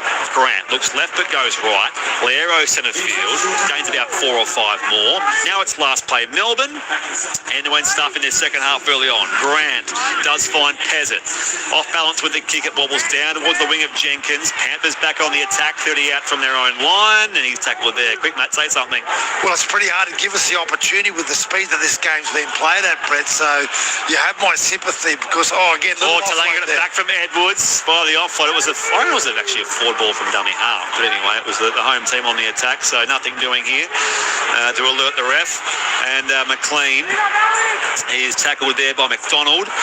Plays it just short of halfway. Kenny, Sorensen, through hands again. Eisenhuth, retrieved by Cleary, off to Edwards, and now at the right edge they go the Panthers through Isaac Tungo, who's won 3 comps with this Panthers side. Played to Kenny. Off to Eisenhuth again. Up Main Street he goes. 35 out from that southern line to which the Panthers are attacking. They lead 12-4. Last play, Penrith. Cleary's kick. Up in the air it goes. Down towards that southeastern quarter. Anderson launches up there for the Storm, and they'll start a new set 10 out from their own line. Down to MC on the touch line. Yeah, very controlled start from the Penrith Panthers, but as Matty spoke about, the theme of that first half was their line speed, and it's continued in this second half. They're just getting off their line so quickly and suffocating the Storm. Inside ball, Munster finds Wishart. So they're 20 out from their own line here as Pezzett swings it to the right-hand side. It's really Alessa Katoa. Was underrated, I suppose. Now he's a developing, established star, really. Dally M second rower of the year last year. Fed back here now for the Storm on the second last. Now the last coming up here as it's played by Liero, 30 out from his own line. Grant to Munster. That's a flat left foot kick which just skids down there away from Edwards and between he and Brian To'o. Picked up by the fullback. Panthers back on the attack, and Edwards is cut down 30 out, 20 in from the western side. One of the key measures in modern rugby league isn't how far you kick the ball, it's how far the fullback gets to run it without contact. And again, Penrith have started on the back foot there, but Cleary with a dash here from dummy half, and the flick pass to Martin, runs in at Munster and also Coates, and the ball comes loose. Bounced on here by Melbourne, 0 tackle, 30 out from their own line, hit in from the western side, 7. Play it there for Wishart, and now Munster. So again, Melbourne's alert to everything that's going on at the moment, even though they trailed 12-4, 9 gone second half. Tell you what, Xavier Coates came up with a try-saving play there, forcing that error. Here they go, 40 out from their own line. Liero again, busy in the second half so far. Grant has it, now Munster, Katoa, outside there Anderson. He's tackled Johnson there, Eisenhuth, and also Talangi. 40 out from Penrith's line, Walker there from dummy half. It bounced there out in front of Pezzett, who just pounced on it. He had no other choice for the Storm to keep possession. And they go again. That was a bit better from Grant this time. Open side left. But no real gain there from the first receiver in Liero. Now it's last. Has it. Running kick. Up in the air it goes. Up there goes Jenkins. Brings it down here for the Panthers. And he's forced back to about 15 out to his own line. 5 in from the eastern touchline here at Western Sydney Stadium, where it's Penrith 12, Melbourne 4, 10 gone second half. Yeah, Jonah Pezzett there, just his subtlety in his short kicking game is really letting the Penrith Panthers off the hook there with not a great kick there, but their line speed of the Melbourne Storm is making up for it. 25 out from the right line here, the Penrith Panthers. Edwards, Cleary, and now again here Isaac Tango. A good chase and tackle there from Torren. Wishart stops him 40 out. Played back to Cleary. Open side left now Martin. He sort of surrenders there up against Wishart and also Joe Chan off the bench. Blindside right they come as Cleary sends a wobbly kick down towards about the 10-metre line. Muster keeps it alive. I think behind the 40-metre line. I think 40-20. Muster picks up there. 40-20, yeah. The ugliest 40-20 in the whole world. Muster gathers it here for the Storm. 25 out from that southern line here. Storm on the attack. Pezzett fires it back here to Coates, and he put the fend there on one of those Penrith defenders. And he'll play it now 30 out. It remains a half-time score of Penrith 12, Melbourne 4. Here's Seve. Again, enveloped by 3 Penrith defenders, 35 out to his own line. It's very quick ruck speed here. Chan again, bounce off Cleary. 40 out, he'll play it. Couple of plays left. Grant goes from dummy half himself, takes it to halfway, and he stands in the tackle of Eisenhuth and also in there Henry. Play it now just inside that Penrith half of the ground. Pezzett's high spiralling ball in the air last play. Jenkins under it, brings it down, and he tackles him immediately. 20 out now, 5 in from the eastern side. It remains Penrith 12, Melbourne 4, 11 gone, 29 left in this second half on ABC Sport and MC very shortly. Edwards goes from dummy half here for the Panthers. A couple of plays in this set already, so Melbourne's defence is coming them in somewhat. 40 out, Kenny, blindside left now. Talangi is put down there in the tackle of Liero. Couple of plays left now again. There is Sorensen. Gains about 6 Melbourne metres inside that southern half of Western Sydney Stadium. It is now last play Panthers. It finds Cleary. His kick wobbles high in the air for Cameron Munster. Parks inside, or it takes the catch. And that 10-metre line has some space to shift it now. Still has the footy wrapped up there. Third man in came Eisenhuth, Henry, and he'll play it now 25 outs in the field. So it remains Penrith 12, Melbourne 4, 12 gone, 28 left in this game of footy. It's been lightning quick, high quality contest. Here is Grant. Gains a quick 10 from dummy half. He'll play it 8 to halfway. Wishart, the right-hand side, Kamitha. And this is more of a push over the halfway here as he's drive the legs there on Talangi and also in there Sorensen. Play just inside Penrith territory. Grant to Pezzett. Meaning on the gap there, but he was stopped from behind by Casey McLean. 30 out from that Panthers line. The last play, Melbourne. Wishart, kick up in the air. Edwards can launch here, brings it down. The oncoming traffic there in Coates. Space here, Edwards needs some support, takes on Mini, and also Wishart still has the ball though. 40 out, 20 in from the eastern side. Good break from Edwards. What about Dylan Edwards there? That was an outstanding set from Melbourne. They shift it right hand side here. Toll put his back in the tackle of Joe Chan, and now we'll play it here to Kenny. Open side left, Talangi. Back on the inside now again, Matt Eisenhuth. He was dropped for the GF last year, Eisenhuth, against this opponent. 40 out to the field. Cleary runs it now. She's up with. Oh, it's picked off, intercept by Coates. Coates off to the races. Over halfway. Toll is chasing. So too Edwards. But Coates runs into the corner. clean. Xavier Coates flies into the corner and scores his second try of the game. Well, from one Edwards break for Penrith, Melbourne go on the counter-attack, and Xavier Coates scores the try to make it 12-8. Kick to come, Melbourne. 14 gone second half. Well, last time Xavier Coates took the intercept, there was a couple of hamstrings that went. Blaze Talungi would be pretty disappointed with that play selection. Great chase by Casey McLean to turn like that, but Xavier Coates leaves the ground. Oh, what about the athleticism? My goodness. Talungi had got absolutely mixed by, I think it was Kamikamitha, was it? Who got him around the ribs, and that's why the ball came loose into the path of Xavier Coates. Now, is there a grounding before his knee finds some chalk? I think it's pretty clean. The Penrith fans reckon there might be something to this, but no, there's nothing to it. That's unbelievable. That is unbelievable. Xavier Coates, that is just brilliant. So that is now Xavier Coates' 18th try on the year, which means he's now ahead of Hamiso Tabuai-Fidow, and he does have the most tries. I think I'm right to say. 12-8 kick to come, Melbourne. Down to MC on the touchline. Yeah, a bit of injury concerns for the Penrith Panthers as well. Just before that try was scored, Liam Martin was taken up the tunnel just because of a shoulder complaint. They're going to try and strap it up and see if he can come back on. Yeah, Xavier Coates, 18 tries now, so he is now the comp's leading try scorer. Well, I don't find that a surprise at all when you just watch. That is not easy to do what he just pulled off there. Sideline conversion here for Nick Mini, who's 24 minutes out now, meter in from the western side. And he's none from one so far. There he is, couple of steps on its way. That's beautiful. Over it goes. And it's 12-10. 2-point ball game here on this Thursday night on ABC Sport to start round 24. 0467 920 222. Jeff in Sunshine says Penrith unconvincing at home against a undermanned Storm. That's one takeaway, I suppose. Game's not done yet, but yeah, the Storm aren't at their best at the moment without Pappenhausen, Hughes, Howarth, etc. So it's, I suppose, one decent way of looking at things. I'm looking at who is playing there. It's a high-quality game, regardless of who's out there, isn't it? It's mind-blowing. Meaning 1 from 2, by the way. Get a few of your texts shortly. Around the grounds, AFLW, it's just gone full-time. Carlton 45, beat Collingwood 21. AFLW season opener there. 12-10 the score at Western Sydney Stadium. 15 gone second half, so still 25 to go in the game. Anyone's from here. Storm on the attack. Tackled there is Joe Chan. Off to Wishart. Good burst from him. Almost made the break before he is stopped there by Sorensen. 5 minutes short of halfway. Dummy half Grant to Munster. He takes on Liam Henry. And tackled now 40 out, 20 in from the western side.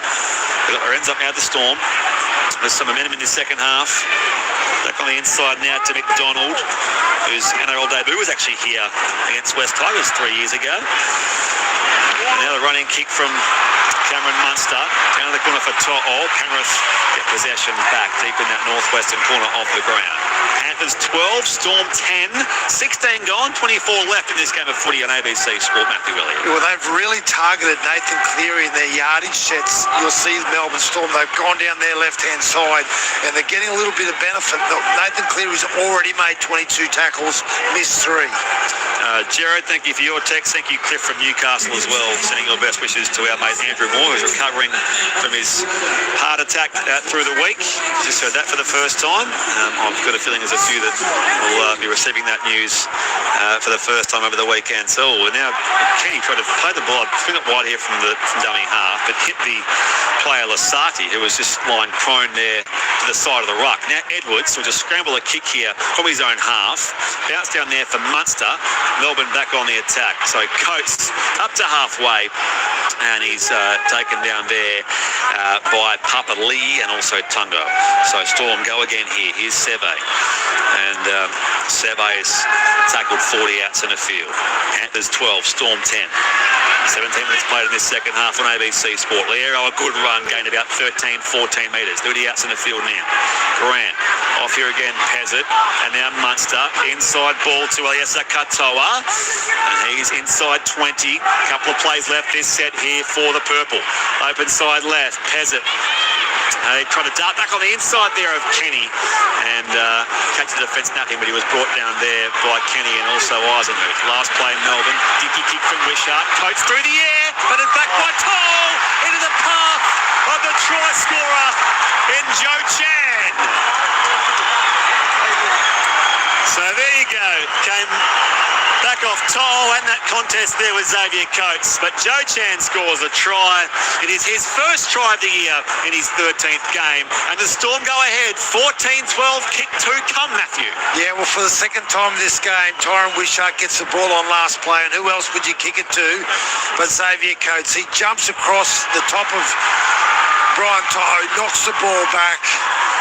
Great catch by Joe Chan, and just dives over the try line. It looked like Toll got up there first, but Xavier Coates, he did. He got the hand there first. So back to his teammate, and that's what makes it all the more remarkable. Oh, okay, I understand you on the touchline. Yeah, what a momentum shift since that Blaze Talangi poor pass a couple of moments ago where Coates raced away to score an intercept try. Now he has a major hand in the Storm's next try to give him the lead for the first time tonight.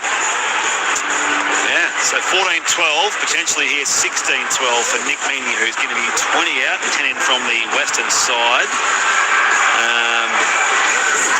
That was just amazing. Xavier Coates, as MC said, 2 tries tonight, and now that try assist on Joe Chan, who, by the way, is a cousin of Casey McLean and the McLean family, so he's playing against his cousin, is Joe Chan. And 13 games for Joe Chan now surpasses last year's tally of 11. And his first try of the season to boot. Well, he's a good player to be bringing off the bench, isn't he? That's for sure. Nick Meany, better angle this time. Nailed that previous kick in that same angle, but no, comes off the left hand upright and goes back in the field of play. And it remains Melbourne 14, Penrith 12. 19 gone, 21 left in this second half on ABC Sport. Roger and Byron Bay, best wishes to Andrew Moore, great commentator and a bloody good bloke. Here, Roger. Ali in the ACT. Sorry to hear of Andrew's heart attack and wishing him all the very best for a speedy recovery. Andrew is such a great commentator and a real superstar at ABC Sport Radio. Best wishes, Andrew. Thank you, Ali. I'll tell you what, the way this game's going, I'll have all the time in the world to read every single text, and there's thousands of them that have come through. Ben, thank you for your text. Grimes, you sent one again. James in Bendigo. Peter in Hawks Nest. Brent in Cairns. Meanwhile, here goes a Storm on the attack with Adavalu Lasati at that left-hand side. And they're spinning back inside their own 20-metre line here, trying to get something going through Joe Chan, the try scorer. Grant off to McDonald. Straightens his run there into Kenny and also Luke Garner. Storm here looks so dangerous in this second half, Matthew Elliott. They've taken the lead, and now Penrith are just battling to contain the momentum. Liero up through centre field. Tackled 5 short of halfway. Last play, Storm.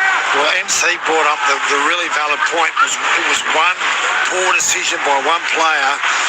He'd be very, Talangi would be very disappointed in himself. That's a Pezzett, and now the kick goes down towards Tom Jenkins. Yeah, through the intercept there for Xavier Coates. And we're going to throw on the attack with Brian Toll. I didn't write down the Joe Chan tries. Give me a second. There we go. It's in the book now. And it still remains Melbourne 14, Penrith 12. Yeah, I've had a lot of time here, mate. I know. There's been no breaks in play at all. It's just been so full on. There you go. There's a penalty. Penalty there.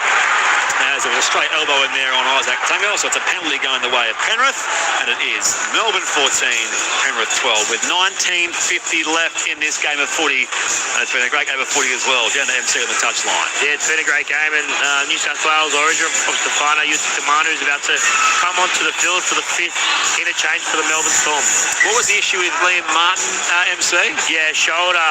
There's Spriggy. He's had it strapped, but he's now sitting back on the bench, and they're confident that there's not anything too serious to that shoulder of his. The man who was best of field when these sides met in the GF last year. Here's Sorensen. Straightens his run through centre field now for Penrith. 25 out from that southern line. Can the Panthers get back? They trail by 2 points. As Henry now back on the inside again with running in.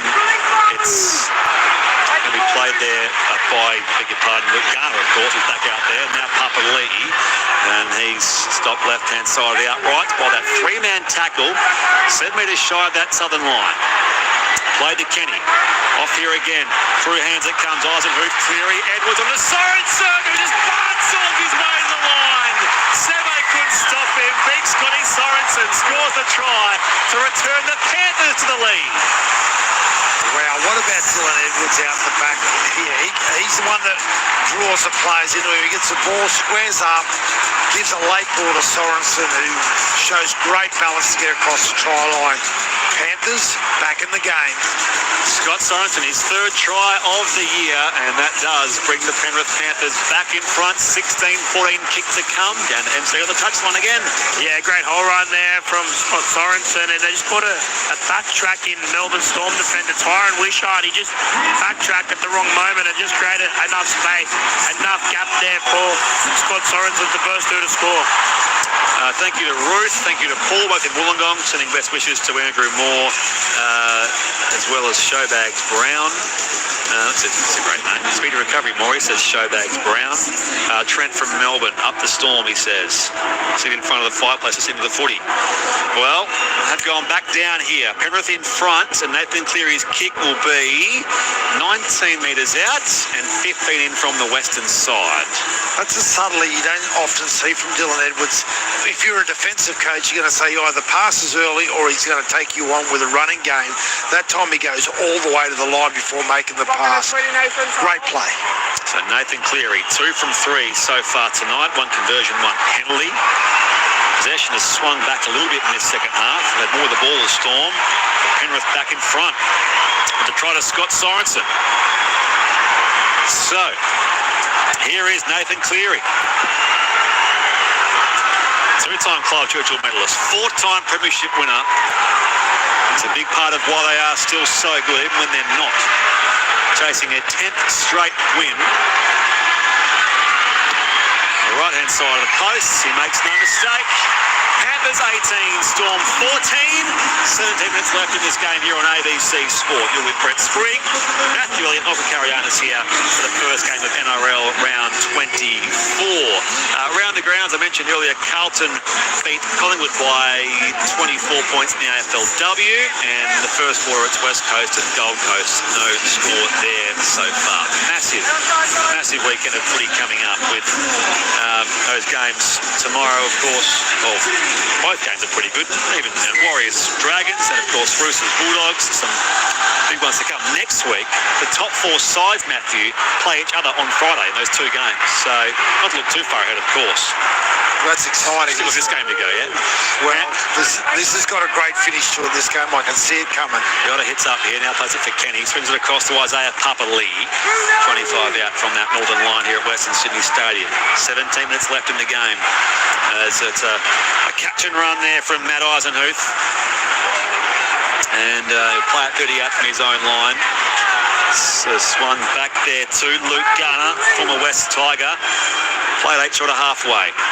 Edwards back involved in the action. And he was pacey, but he was stopped there by Yatoi Kamano and also in their coats. Last play, Penrith on halfway to kick from Cleary. A right foot kick high in the air onto the chest of Xavier Coates, who scored 2 tries tonight. Makes light work of Tungo. Stepped out of the tackle there of Sorensen, and he's cut down eventually there, coming in for the side. Papa Lee 10 out from his own line. Storm on the attack. It's they who trail though. 18-14 at the hands of Penrith. 16 and a half left in the game. Grant, flat ball from dummy half to find Joe Chan. And he's set upon there by a couple of Panthers, 25 out from his own line. Grant off here again now with Josh King. He's one of 4 players played every game this year with Melbourne Storm. Right-hand side, the dummy there from Wishart. And in behind him is Kenny. 8 short of halfway, last play in Melbourne. Grant finds finds Peasant on his right-hand side. Angles his kick high and down infield there for Dylan Edwards. Takes it 5 out to his own line. Panthers are away here. Edwards swings it across to To'o. He goes to fend there on Seve, and he's stopped there by Seve and Coke, 30 out. So Panthers right-hand side of the field, and now Tungo, he does just accelerate through centre field now. Tackle 7 short of halfway. Panthers 18, Storm 14 the score on here at Western Sydney Stadium. Now Edwards tries again, but he stands in a 3-man tackle, eventually put there on the deck by Harry Grant. Edwards plays it. Kenny off to Papali. He's got the first try of the game tonight.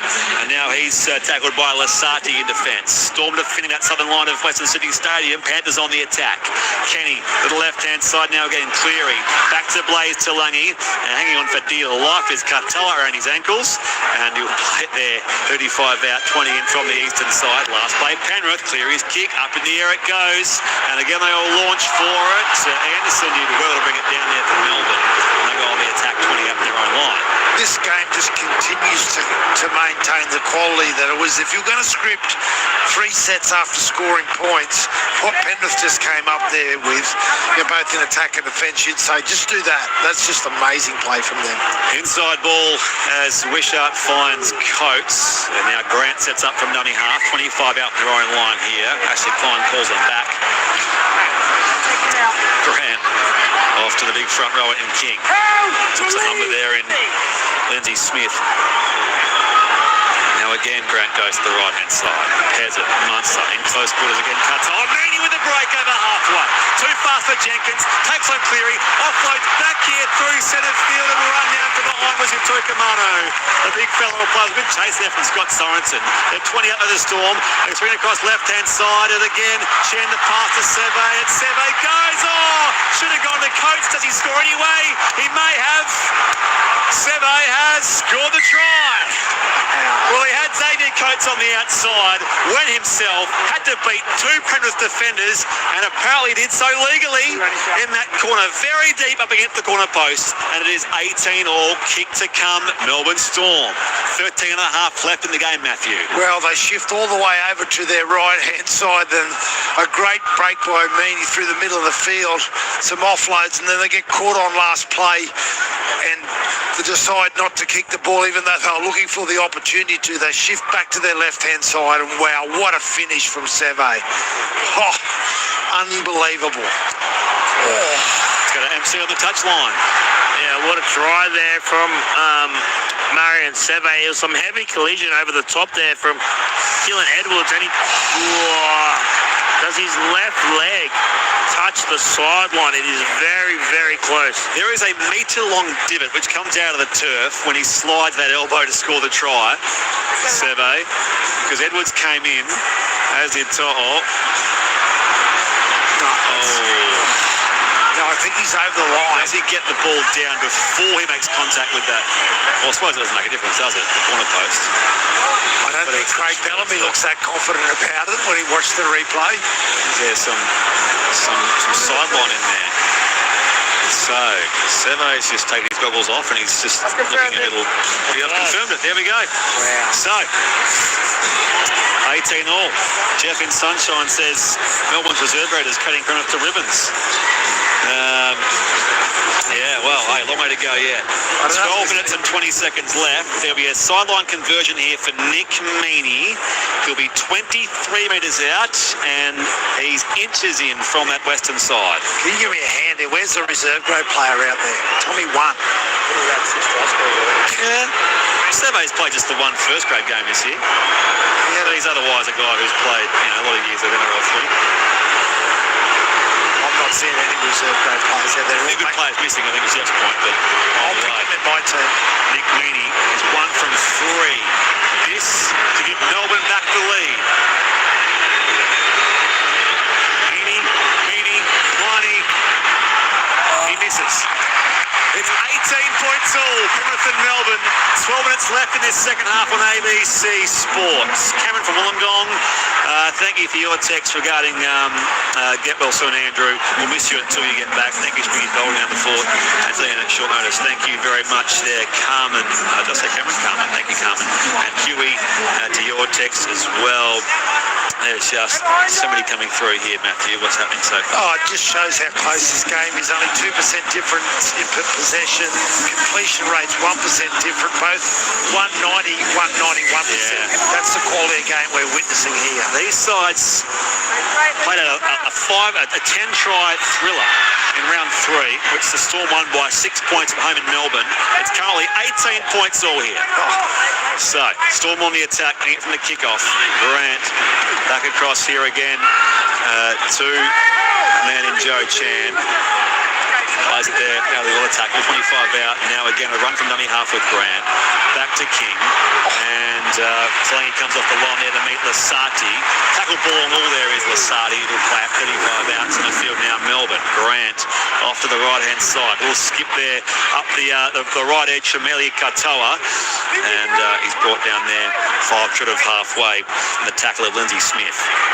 Open side left. Couple of plays left this set now for the Melbourne. Now it's for the Storm. Now it's last play Melbourne. 40 out from Penrith's line, Northern End. Peasant. Last play kick. Up it goes. 11 minutes left here at Western Sydney Stadium. Jenkins parks himself under it here. Penrith on the attack now. 12 out from their own line. Left edge they go with McLean. And he's run headlong into Grant and also Wishart. 25 out. Fed back to Jenkins. Can the winger find something? He's had a good year, Tom Jenkins. 12 tries in his campaign so far. And now they come through centre field. Tucano makes the tackle there on Luke Garner. 40 out. Edwards.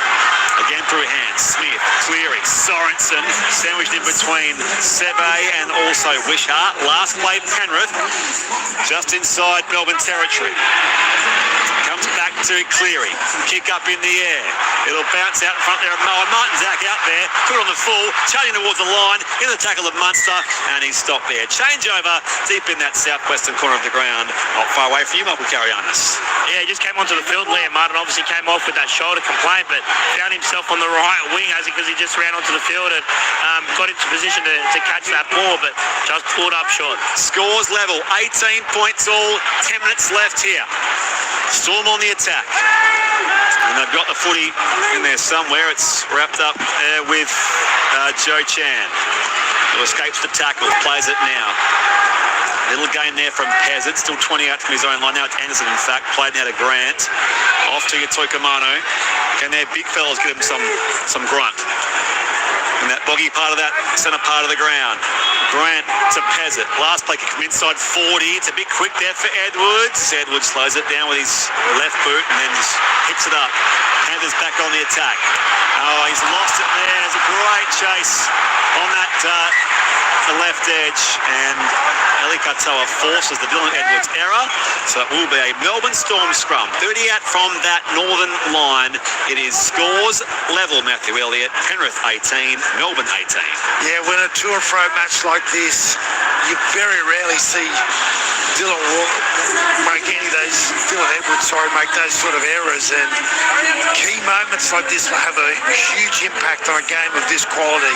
Can the Storm take advantage of this field position? 25 metres out, scrum right in the middle of the park. Crowd just shy of 13,000. Ones are here. It's in a thriller. Wishart takes it from the scrum. Run down there by Tungo. 20 out. Open side right they go. In fact, it's still they goes from dummy half here and opts not to pass. So he's tackled there. 20 out, 20 in from the western side. Away again goes Grant to Wishart. Leota comes in low on the tackle. Tackled 15 out centre field. 8:20 left in the game here. Grant to Peasant. Back here to Munster. Will half break through centre field, and he's within 7 metres now of Penrith's line, northern end.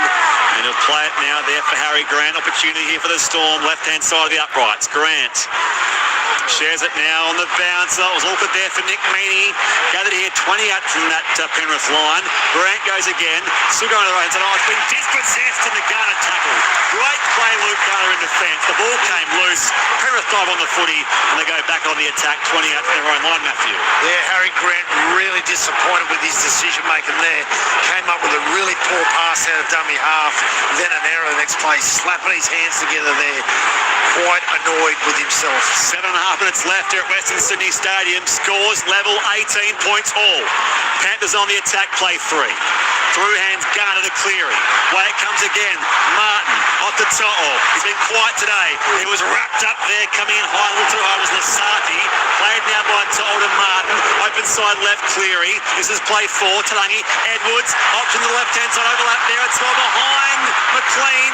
Gathered by Jenkins over halfway. Swaps away, 1-2. Hits the deck. 48 from Melbourne's line. Second last play, Panthers. Scoreline, 18 points all. Edwards to Cleary. Back to the right-hand side now. Leota pushes out the pass back to Cleary. Now Martin at the right edge. Shares it with Tungo. He goes the fend on Wishart. Run down. Now it's last play, Panthers 20 out. 5 in from the western side. Dummy half To'o. Open side left, Cleary. High and long cross-field bomb.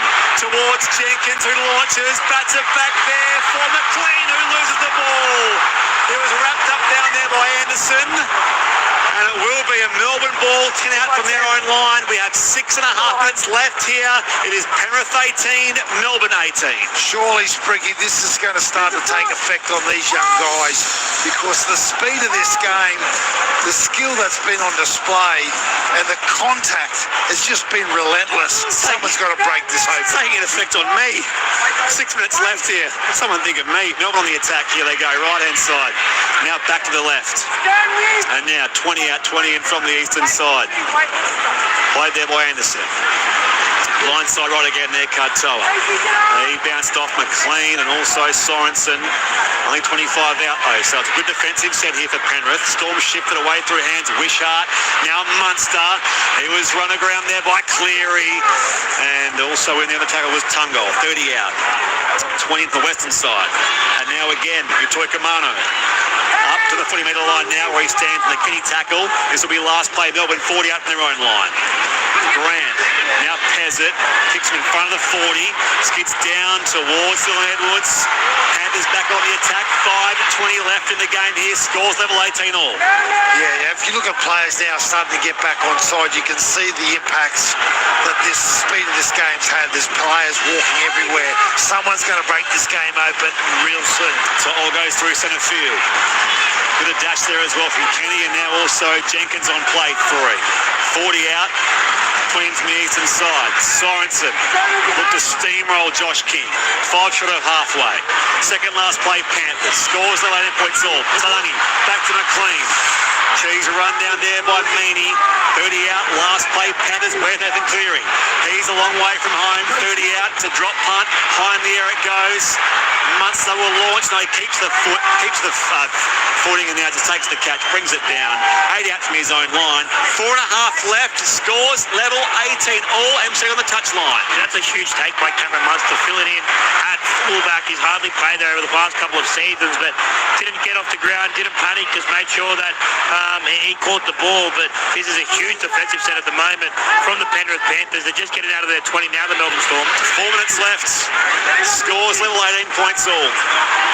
Storm on the attack. Played there by Wishart. Grant dummy half. Off to Liero. Slips in the tackle of Sorensen and also in there Smith. 35 out. Munster will kick them behind the 40.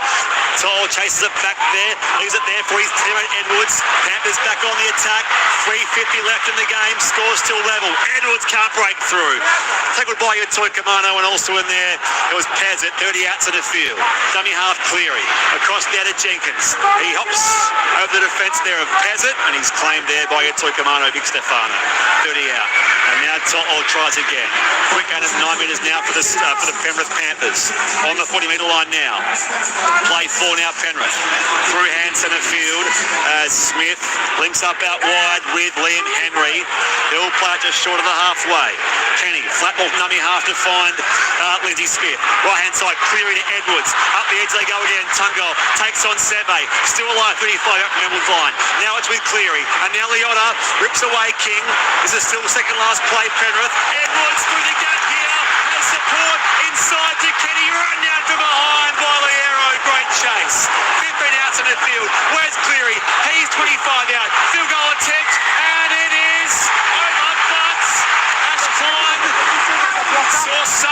kicked it in. Don't try and milk it over. This will be a Melbourne penalty as he's deemed the defender was blocked.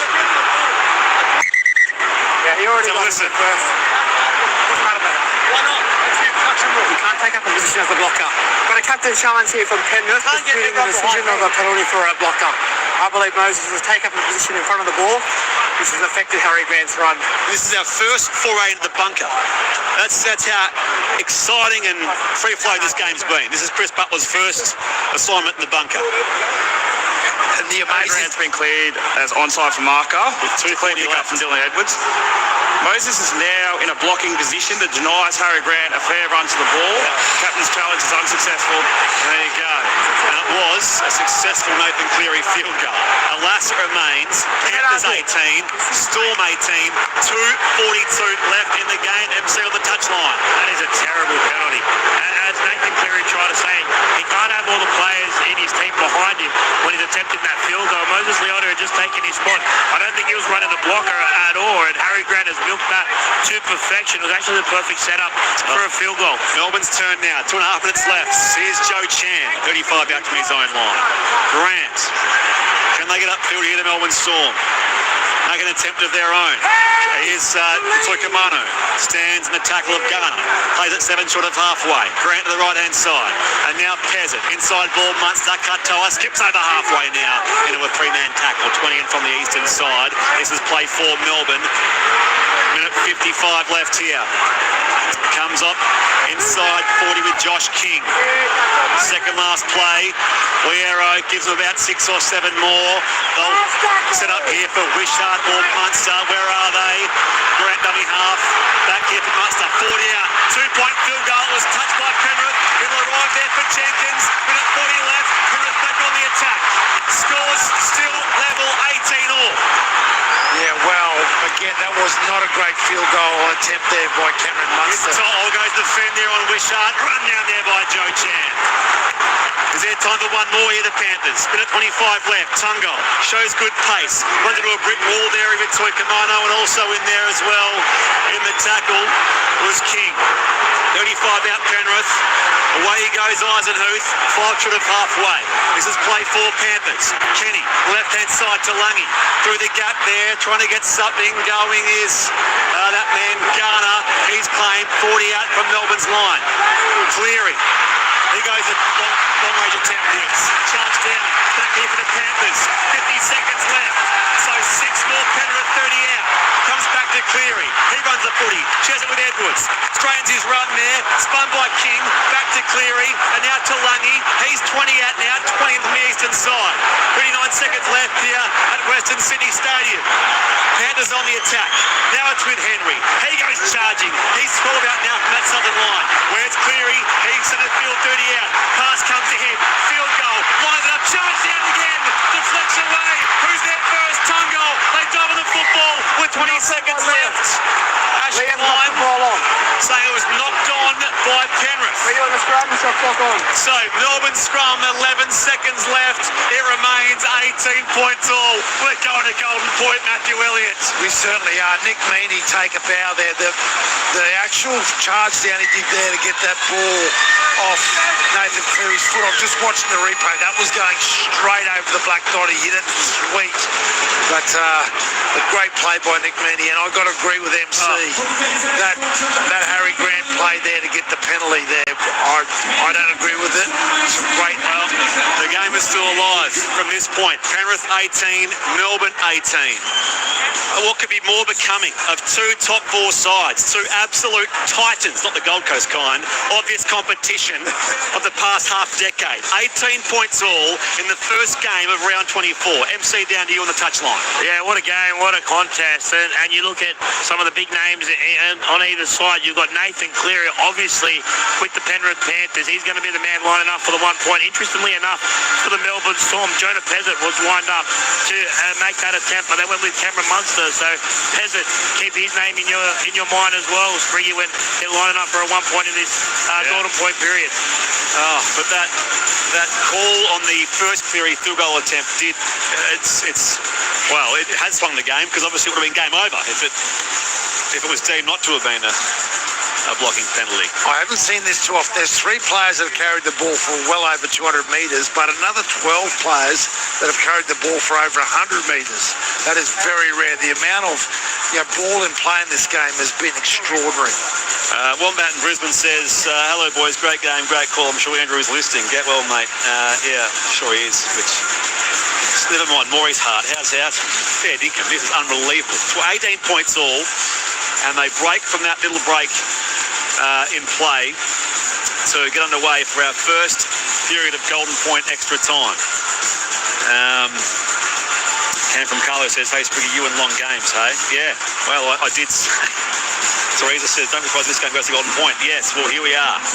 So, Penrith, with a 10th straight win on the line and a chance to just further reaffirm their place in the top 4 from an unlikely place when they had, 2 wins in their first 8 games or something. How's it play from him, Carianis? What do you reckon? Yeah, I think obviously the Penrith Panthers will want to get a good kick at the back of the end of this set of contain the Melbourne Storm and hope for a field goal opportunity in their second set of this Golden Point period.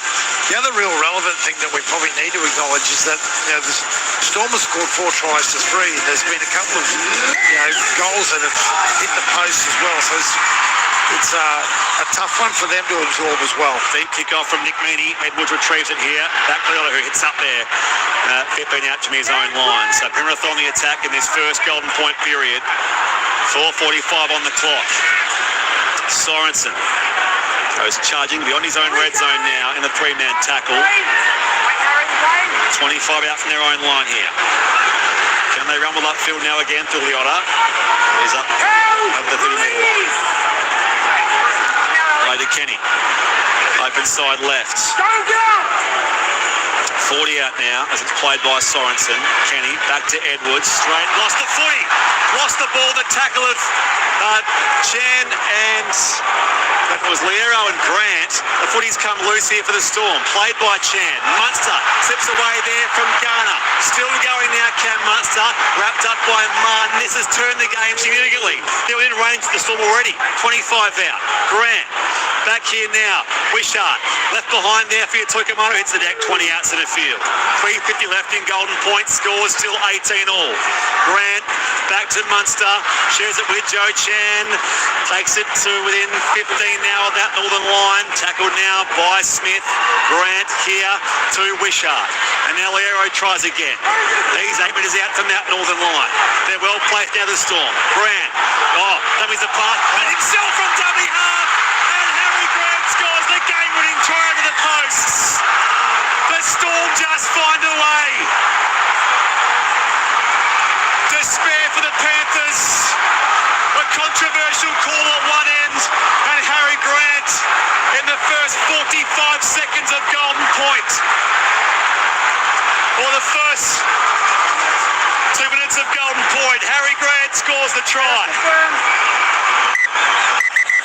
It's been confirmed. Melbourne 22, Panthers 18.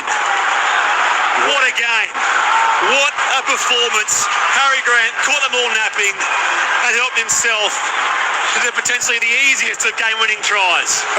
Well, after that Dylan Edwards error, the Storm get right to the centre of the field, and the Panthers are looking up. They see Pizzette. They see Wishart. They go flying for them. Harry Grant goes back, dummies, and absolutely strolls over the try line untouched. Perhaps the easiest try of his career after the toughest game of his career. What a game. It was fast. It was frantic. It was all the things befitting of 2 top 4 sides just going hammer and tongs in our first game of the round. And Harry Grant scores a match-winning try for the Storm. 22 points to 18. It's the full-time score here. We'll wrap things up from up here in the box, and MC has got some reaction from on the ground there as well. So we'll bring it all to you in these next few stages. But what a finish.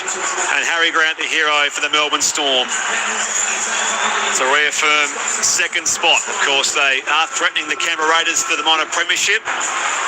We know what the Storm can do. They're a perennial finals contender, as is Penrith. Just lost track of MC. He's out there somewhere. Of course, Ralphie's out there as well, so we'll get some reaction from the winners here firstly. He scored a couple of tries. He's now scored the most tries in the comp this year. He's down to you, Michael Carianis. Yeah, a couple of big moments from you in this second half, mate. Like, first the intercept and the bat back. How would you describe that second half performance? I reckon it was a really gritty win. I reckon both sides were going at it, and we stuck deep, and we just kept pushing for each other. And probably earlier on in the season we were losing those tight contests, but it's good to see that we can win those. And heading close to finals time, we've got a lot of tough games, so they're going to be very similar to that. So we've got to be up to that standard every week. When you took that intercept, did you know you got the board out? Like, it was pretty tight in the end. Yeah, it was like identical to last week with Selwyn coming across field. He's a quick player coming across, but I'm just lucky I got the ball down and kept my feet inside the field. What about the play by your captain at the end there? Put everyone, scored the match winner. Yeah, he's been top notch the last couple of weeks. He's been up there with our best player, and he just showed again tonight in the big moments. He can ice things off. So very big moment from him, and we're really proud of him. As you said, you probably lose that game a couple of times earlier this year. What does a win like that do for you, knowing you're in the business end of the season now?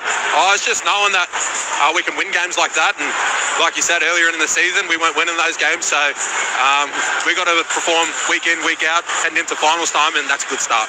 Enjoy the win, mate. Good luck for the business end of the year. Thank you, appreciate it. So Xavier Coates down there with Michael Carianis, as he mentioned there, 2 tries, 1 and another half of the game. Then he also had a big hand in that try that was scored late as well, and what a game of footy. So Melbourne trailing 12-4 at half time.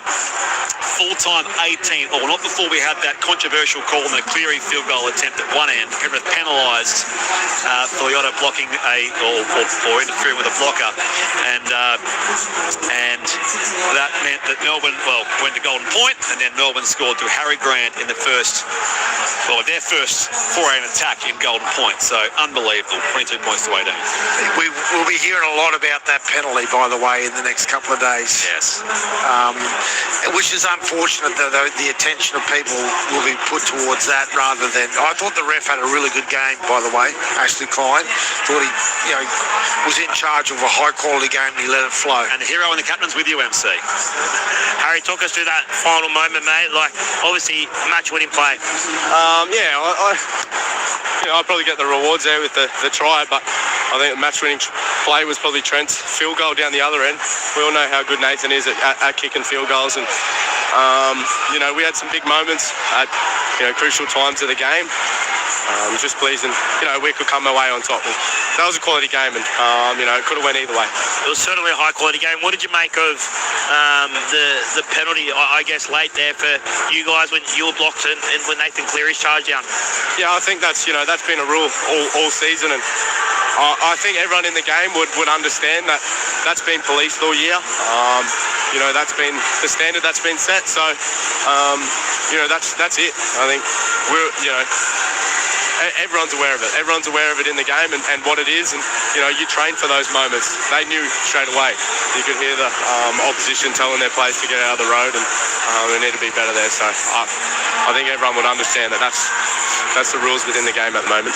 You speak of the standards. Is this the standard from you guys now going forward, or do you still think there's some scope and improvement now as we get to the end of the regular season? No, I think there's still fair bit of improvement, and we got to be a team that's hungry and wants to continue to get better, and we need to be better. That's the underlying factor there, and Penrith had a couple of guys out tonight. We had a couple of guys out, so those combinations need to build, and you don't know what's around the corner. So you just gotta give your best each and every week, and then hopefully you're building good habits. And just finally, you mentioned the combinations. Obviously, Cam Munster at fullback, Jonah Tyron in the halves. How did you find all that work with the spine? No, really good. I enjoyed it, and probably give Mun a bit of freedom to play a bit of footy, and he's such a dangerous player. he come up with some big plays there and created a fair bit. I thought Pez is, he really controlled the game well with some of his kicking, and we just want Wishy to run the ball. So I think you just got to make the most of what you got. We don't have Husey now, so we got to really lean into the team now and fast track those combinations, because you don't know what's around the corner. Big moment, big win. Well done, mate. Enjoy. Yeah, thank you. Cheers. Big interview. Harry Grant there with Michael Karayanis. Thank you, MC, for that. And that does mean, Matt, that the Storm now will be top, at least for now, albeit the Raiders, of course, get their 2 points for the bye. So they'll be more likely outright second, if you look at it that way. Bulldogs, of course, have a massive game against the Roosters at the Sydney Football Stadium tomorrow night. So there you go. The Storm will reaffirm second spot, and Penrith's 9-game winning streak comes to an end.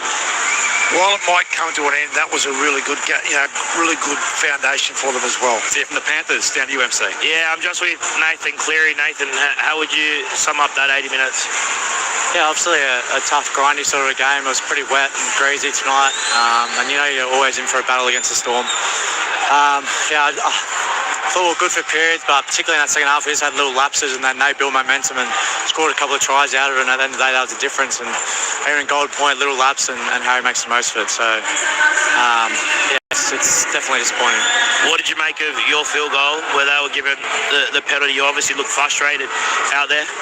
Yeah, I'm not really sure what the interpretation is. I thought it was brought in so that people wouldn't stand right next to the play board to stop the marks from coming. Like, not everyone in the team can get behind me.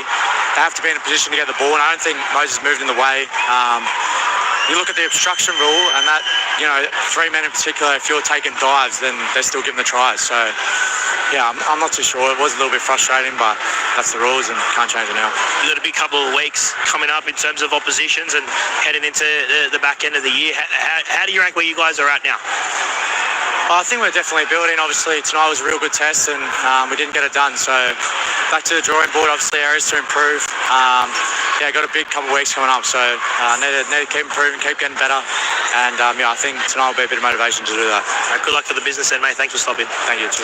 Nathan Cleary with Michael Karayanis. It will be a disappointing moment for him, for the Penrith captain and halfback, but always good to hear from him. He was such a key figure in this game, as he so often is, and that was a key moment which he was involved with a couple of times, really. But what a win for the Melbourne Storm. And just to pick it apart here, Matt, so that we had tries after 10 minutes to Isaiah Papali'i. Xavier Coates scored the first of his 2 tries in the 22nd minute for the Storm. They scored 5 tries of 3 in the end, only just won by the 4 points with that try to Harry Grant. But that says more about Nick Meaney's kicking and the tough kicking angles for him. But Nathan Cleary in the 31st minute also scoring a try. It was that scoreline of 12-4 at the halftime break. Then Xavier Coates scored his second try. Joe Chan, who got on the end of that Xavier Coates bat back as well to score his try in the 57th minute. Scott Sorensen went over in the 61st, and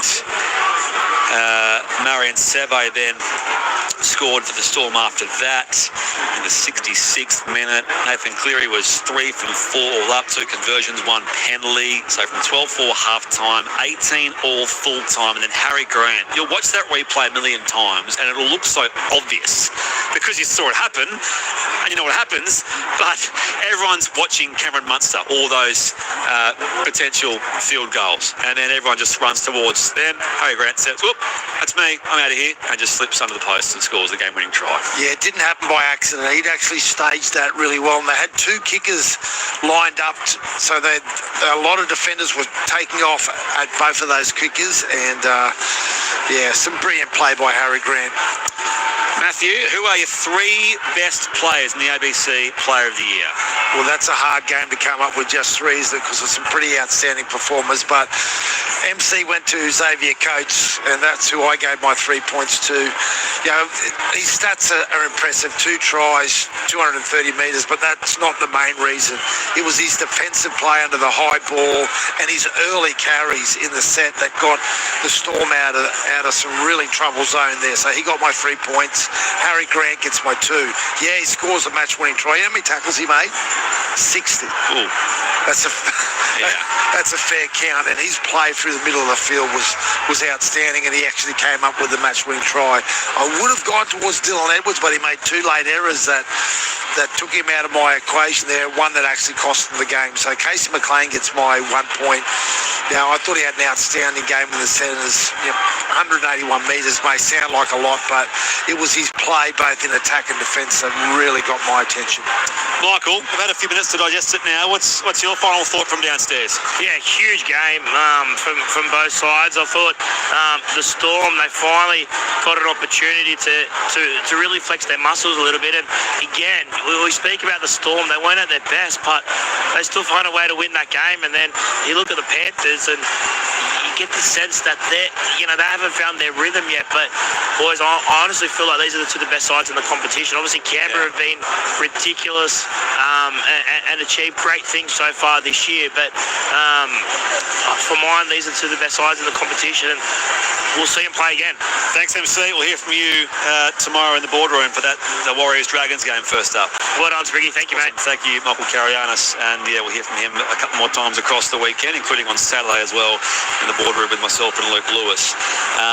That's the point that MC makes there, Matt, is that for all the fun we've had with Canberra this year and the Bulldogs, and it's still going to be fun with what they've brought to the competition, there might be a foreboding sense from neutrals outside Penrith and Melbourne fans that these are still the 2 best teams in the comp, and they may well meet again on that grand final day. That's a possibility, but again, you do that at the risk of underestimating those 2 teams, particularly the Raiders for me. They have a unique style of playing with speed across the ad line that has really troubled every team they play against.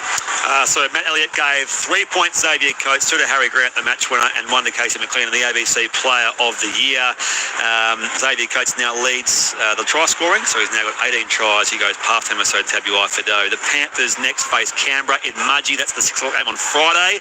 Then Canterbury away, then the Dragons away. So there's still some big games to come for the Panthers, who have their first loss now in 10 starts. The Storm will face Canterbury. That's in Melbourne, the late game next Friday. Then the Roosters at home, then the Broncos away. Big run home with the Storm as well. So it's just magnificent. Thank you to you. Thank you to all those who have sent lovely texts to Andrew Moore, who's recovering from his heart attack. I'm sure it means the world to him, as it does to all of us here, his ABC Sport family. So we'll roll on and do the best we can across this weekend. Warriors Dragons tomorrow from 5:30 into Roosters Bulldogs, 2 massive games on the Friday. But here it was in Golden Point, Melbourne 22, Penrith 18. We finish with the highlights of this magnificent game to start round 24.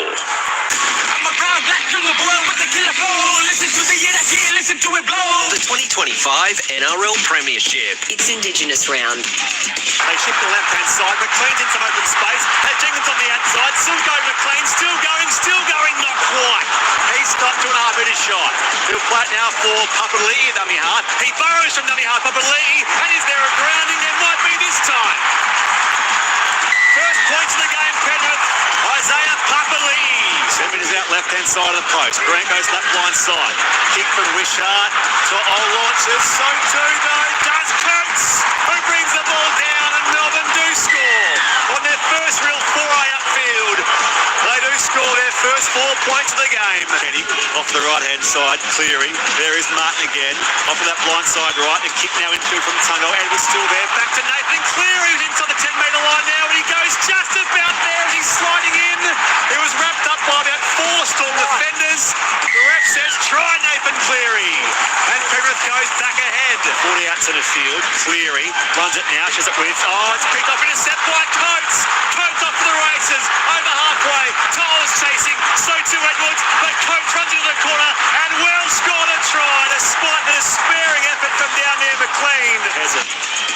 He tried to dart back on the inside there of Kenny, and back to the defence nothing, but he was brought down there by Kenny and also Eisenberg. Last play in Melbourne, Dicky kick from Wishart, Coates through the air, but it's back by Toll into the path of the try scorer in Joe Chan. 7 metres shy of that southern line. Play to Kenny. Off here again. Through hands it comes. Dyson Hoop. Cleary. Edwards on the Sorensen who just bounced off his way to the line. Seve could stop him. Big Scotty Sorensen scores a try to return the Panthers to the lead. That's all. Manny with the break over halfway. Too fast for Jenkins. Takes on Cleary. Offloads back here through centre field and run down to behind was Tuikamano. The big fella will play. Good chase there from Scott Sorensen. They're 20 up to the Storm. They swing across left-hand side and again Shen the pass to Seve and Seve goes. Oh! Should have gone to Coates. Does he score anyway? He may have. Seve has scored the try. Cleary, he's 25 out. Field goal attempt, and it is over butts.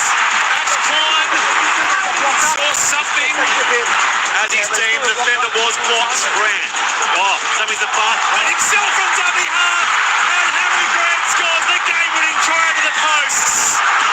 The Storm just find a way. ABC Sport. Indigenous Round, recognising the contributions of Aboriginal and Torres Strait Islander peoples to the game of rugby league.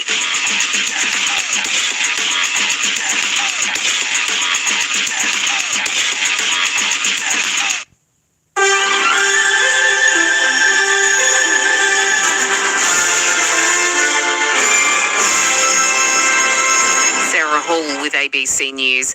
Pope Leo is urging US President Donald Trump and Russian leader Vladimir Putin to agree to a deal that will end Moscow's invasion of Ukraine. The Kremlin says the two leaders will meet one-on-one, aided just by their translators, at their highly anticipated meeting in Alaska tomorrow. British Prime Minister Keir Starmer has also met with Ukrainian President Volodymyr Zelensky and says there is a viable chance of a ceasefire between Russia and Ukraine. Pope Leo says he'll be watching to see if an agreement can come from the talks. The violence, the many deaths must stop. Let's see how they can come to an agreement. Because after all this time, what is the purpose of war? We must always seek dialogue, diplomatic efforts, not violence, not weapons. More than 100 NGOs have co-signed a letter calling on Israel to end its weaponization of aid for Gaza. More from Sarah Amir. The organisations, including Oxfam and Save the Children, say most charities have been unable to deliver a single truck of life-saving supplies to starving Palestinians in Gaza since the 2nd of March. They say Israel will not allow them to deliver much-needed food, water and fuel unless they comply with strict Israeli regulations, which include what they describe as vague criteria such as avoiding delegitimizing the state of Israel. Health authorities in Gaza estimate that over 230 Palestinians have starved to death as a result of Israel's aid blockade, including more than 100 children. Israel denies it restricts aid for Gaza. Some economists are concerned over a tightening labour market as the unemployment rate falls. The latest data from the Bureau of Statistics shows the jobless rate fell to 4.2% in July, with employment increasing by nearly 25,000 people. Deputy Chief Economist at AMP, Diana Musina, says it means more difficulty for those seeking employment. The key takeaway, I guess, is that the labour market has slowed. 18 months ago, even 2 years ago, it was quite easy for people to find a job, and what the data is telling us now is that that's a little bit harder. So it takes people a longer amount of time to find work. There are less roles and job vacancies available. There are concerns a potential freeze of the National Construction Code could impact the quality of new construction. The move was originally spruiked by the Coalition before the last federal election, but Labor squashed it, arguing it would raise the cost of housing. But ahead of next week's economic roundtable, leaked Treasury advice seen by the ABC recommends it be considered to help cut red tape. Bronwyn Weir is a lawyer who acts for government regulators and says the code requires constant updating. This National Construction Code is an important document that needs to live and breathe and change as we get feedback from the system to make sure that our technical standards for buildings are appropriate. As a major Sydney university cuts almost 150 courses, staff facing the sack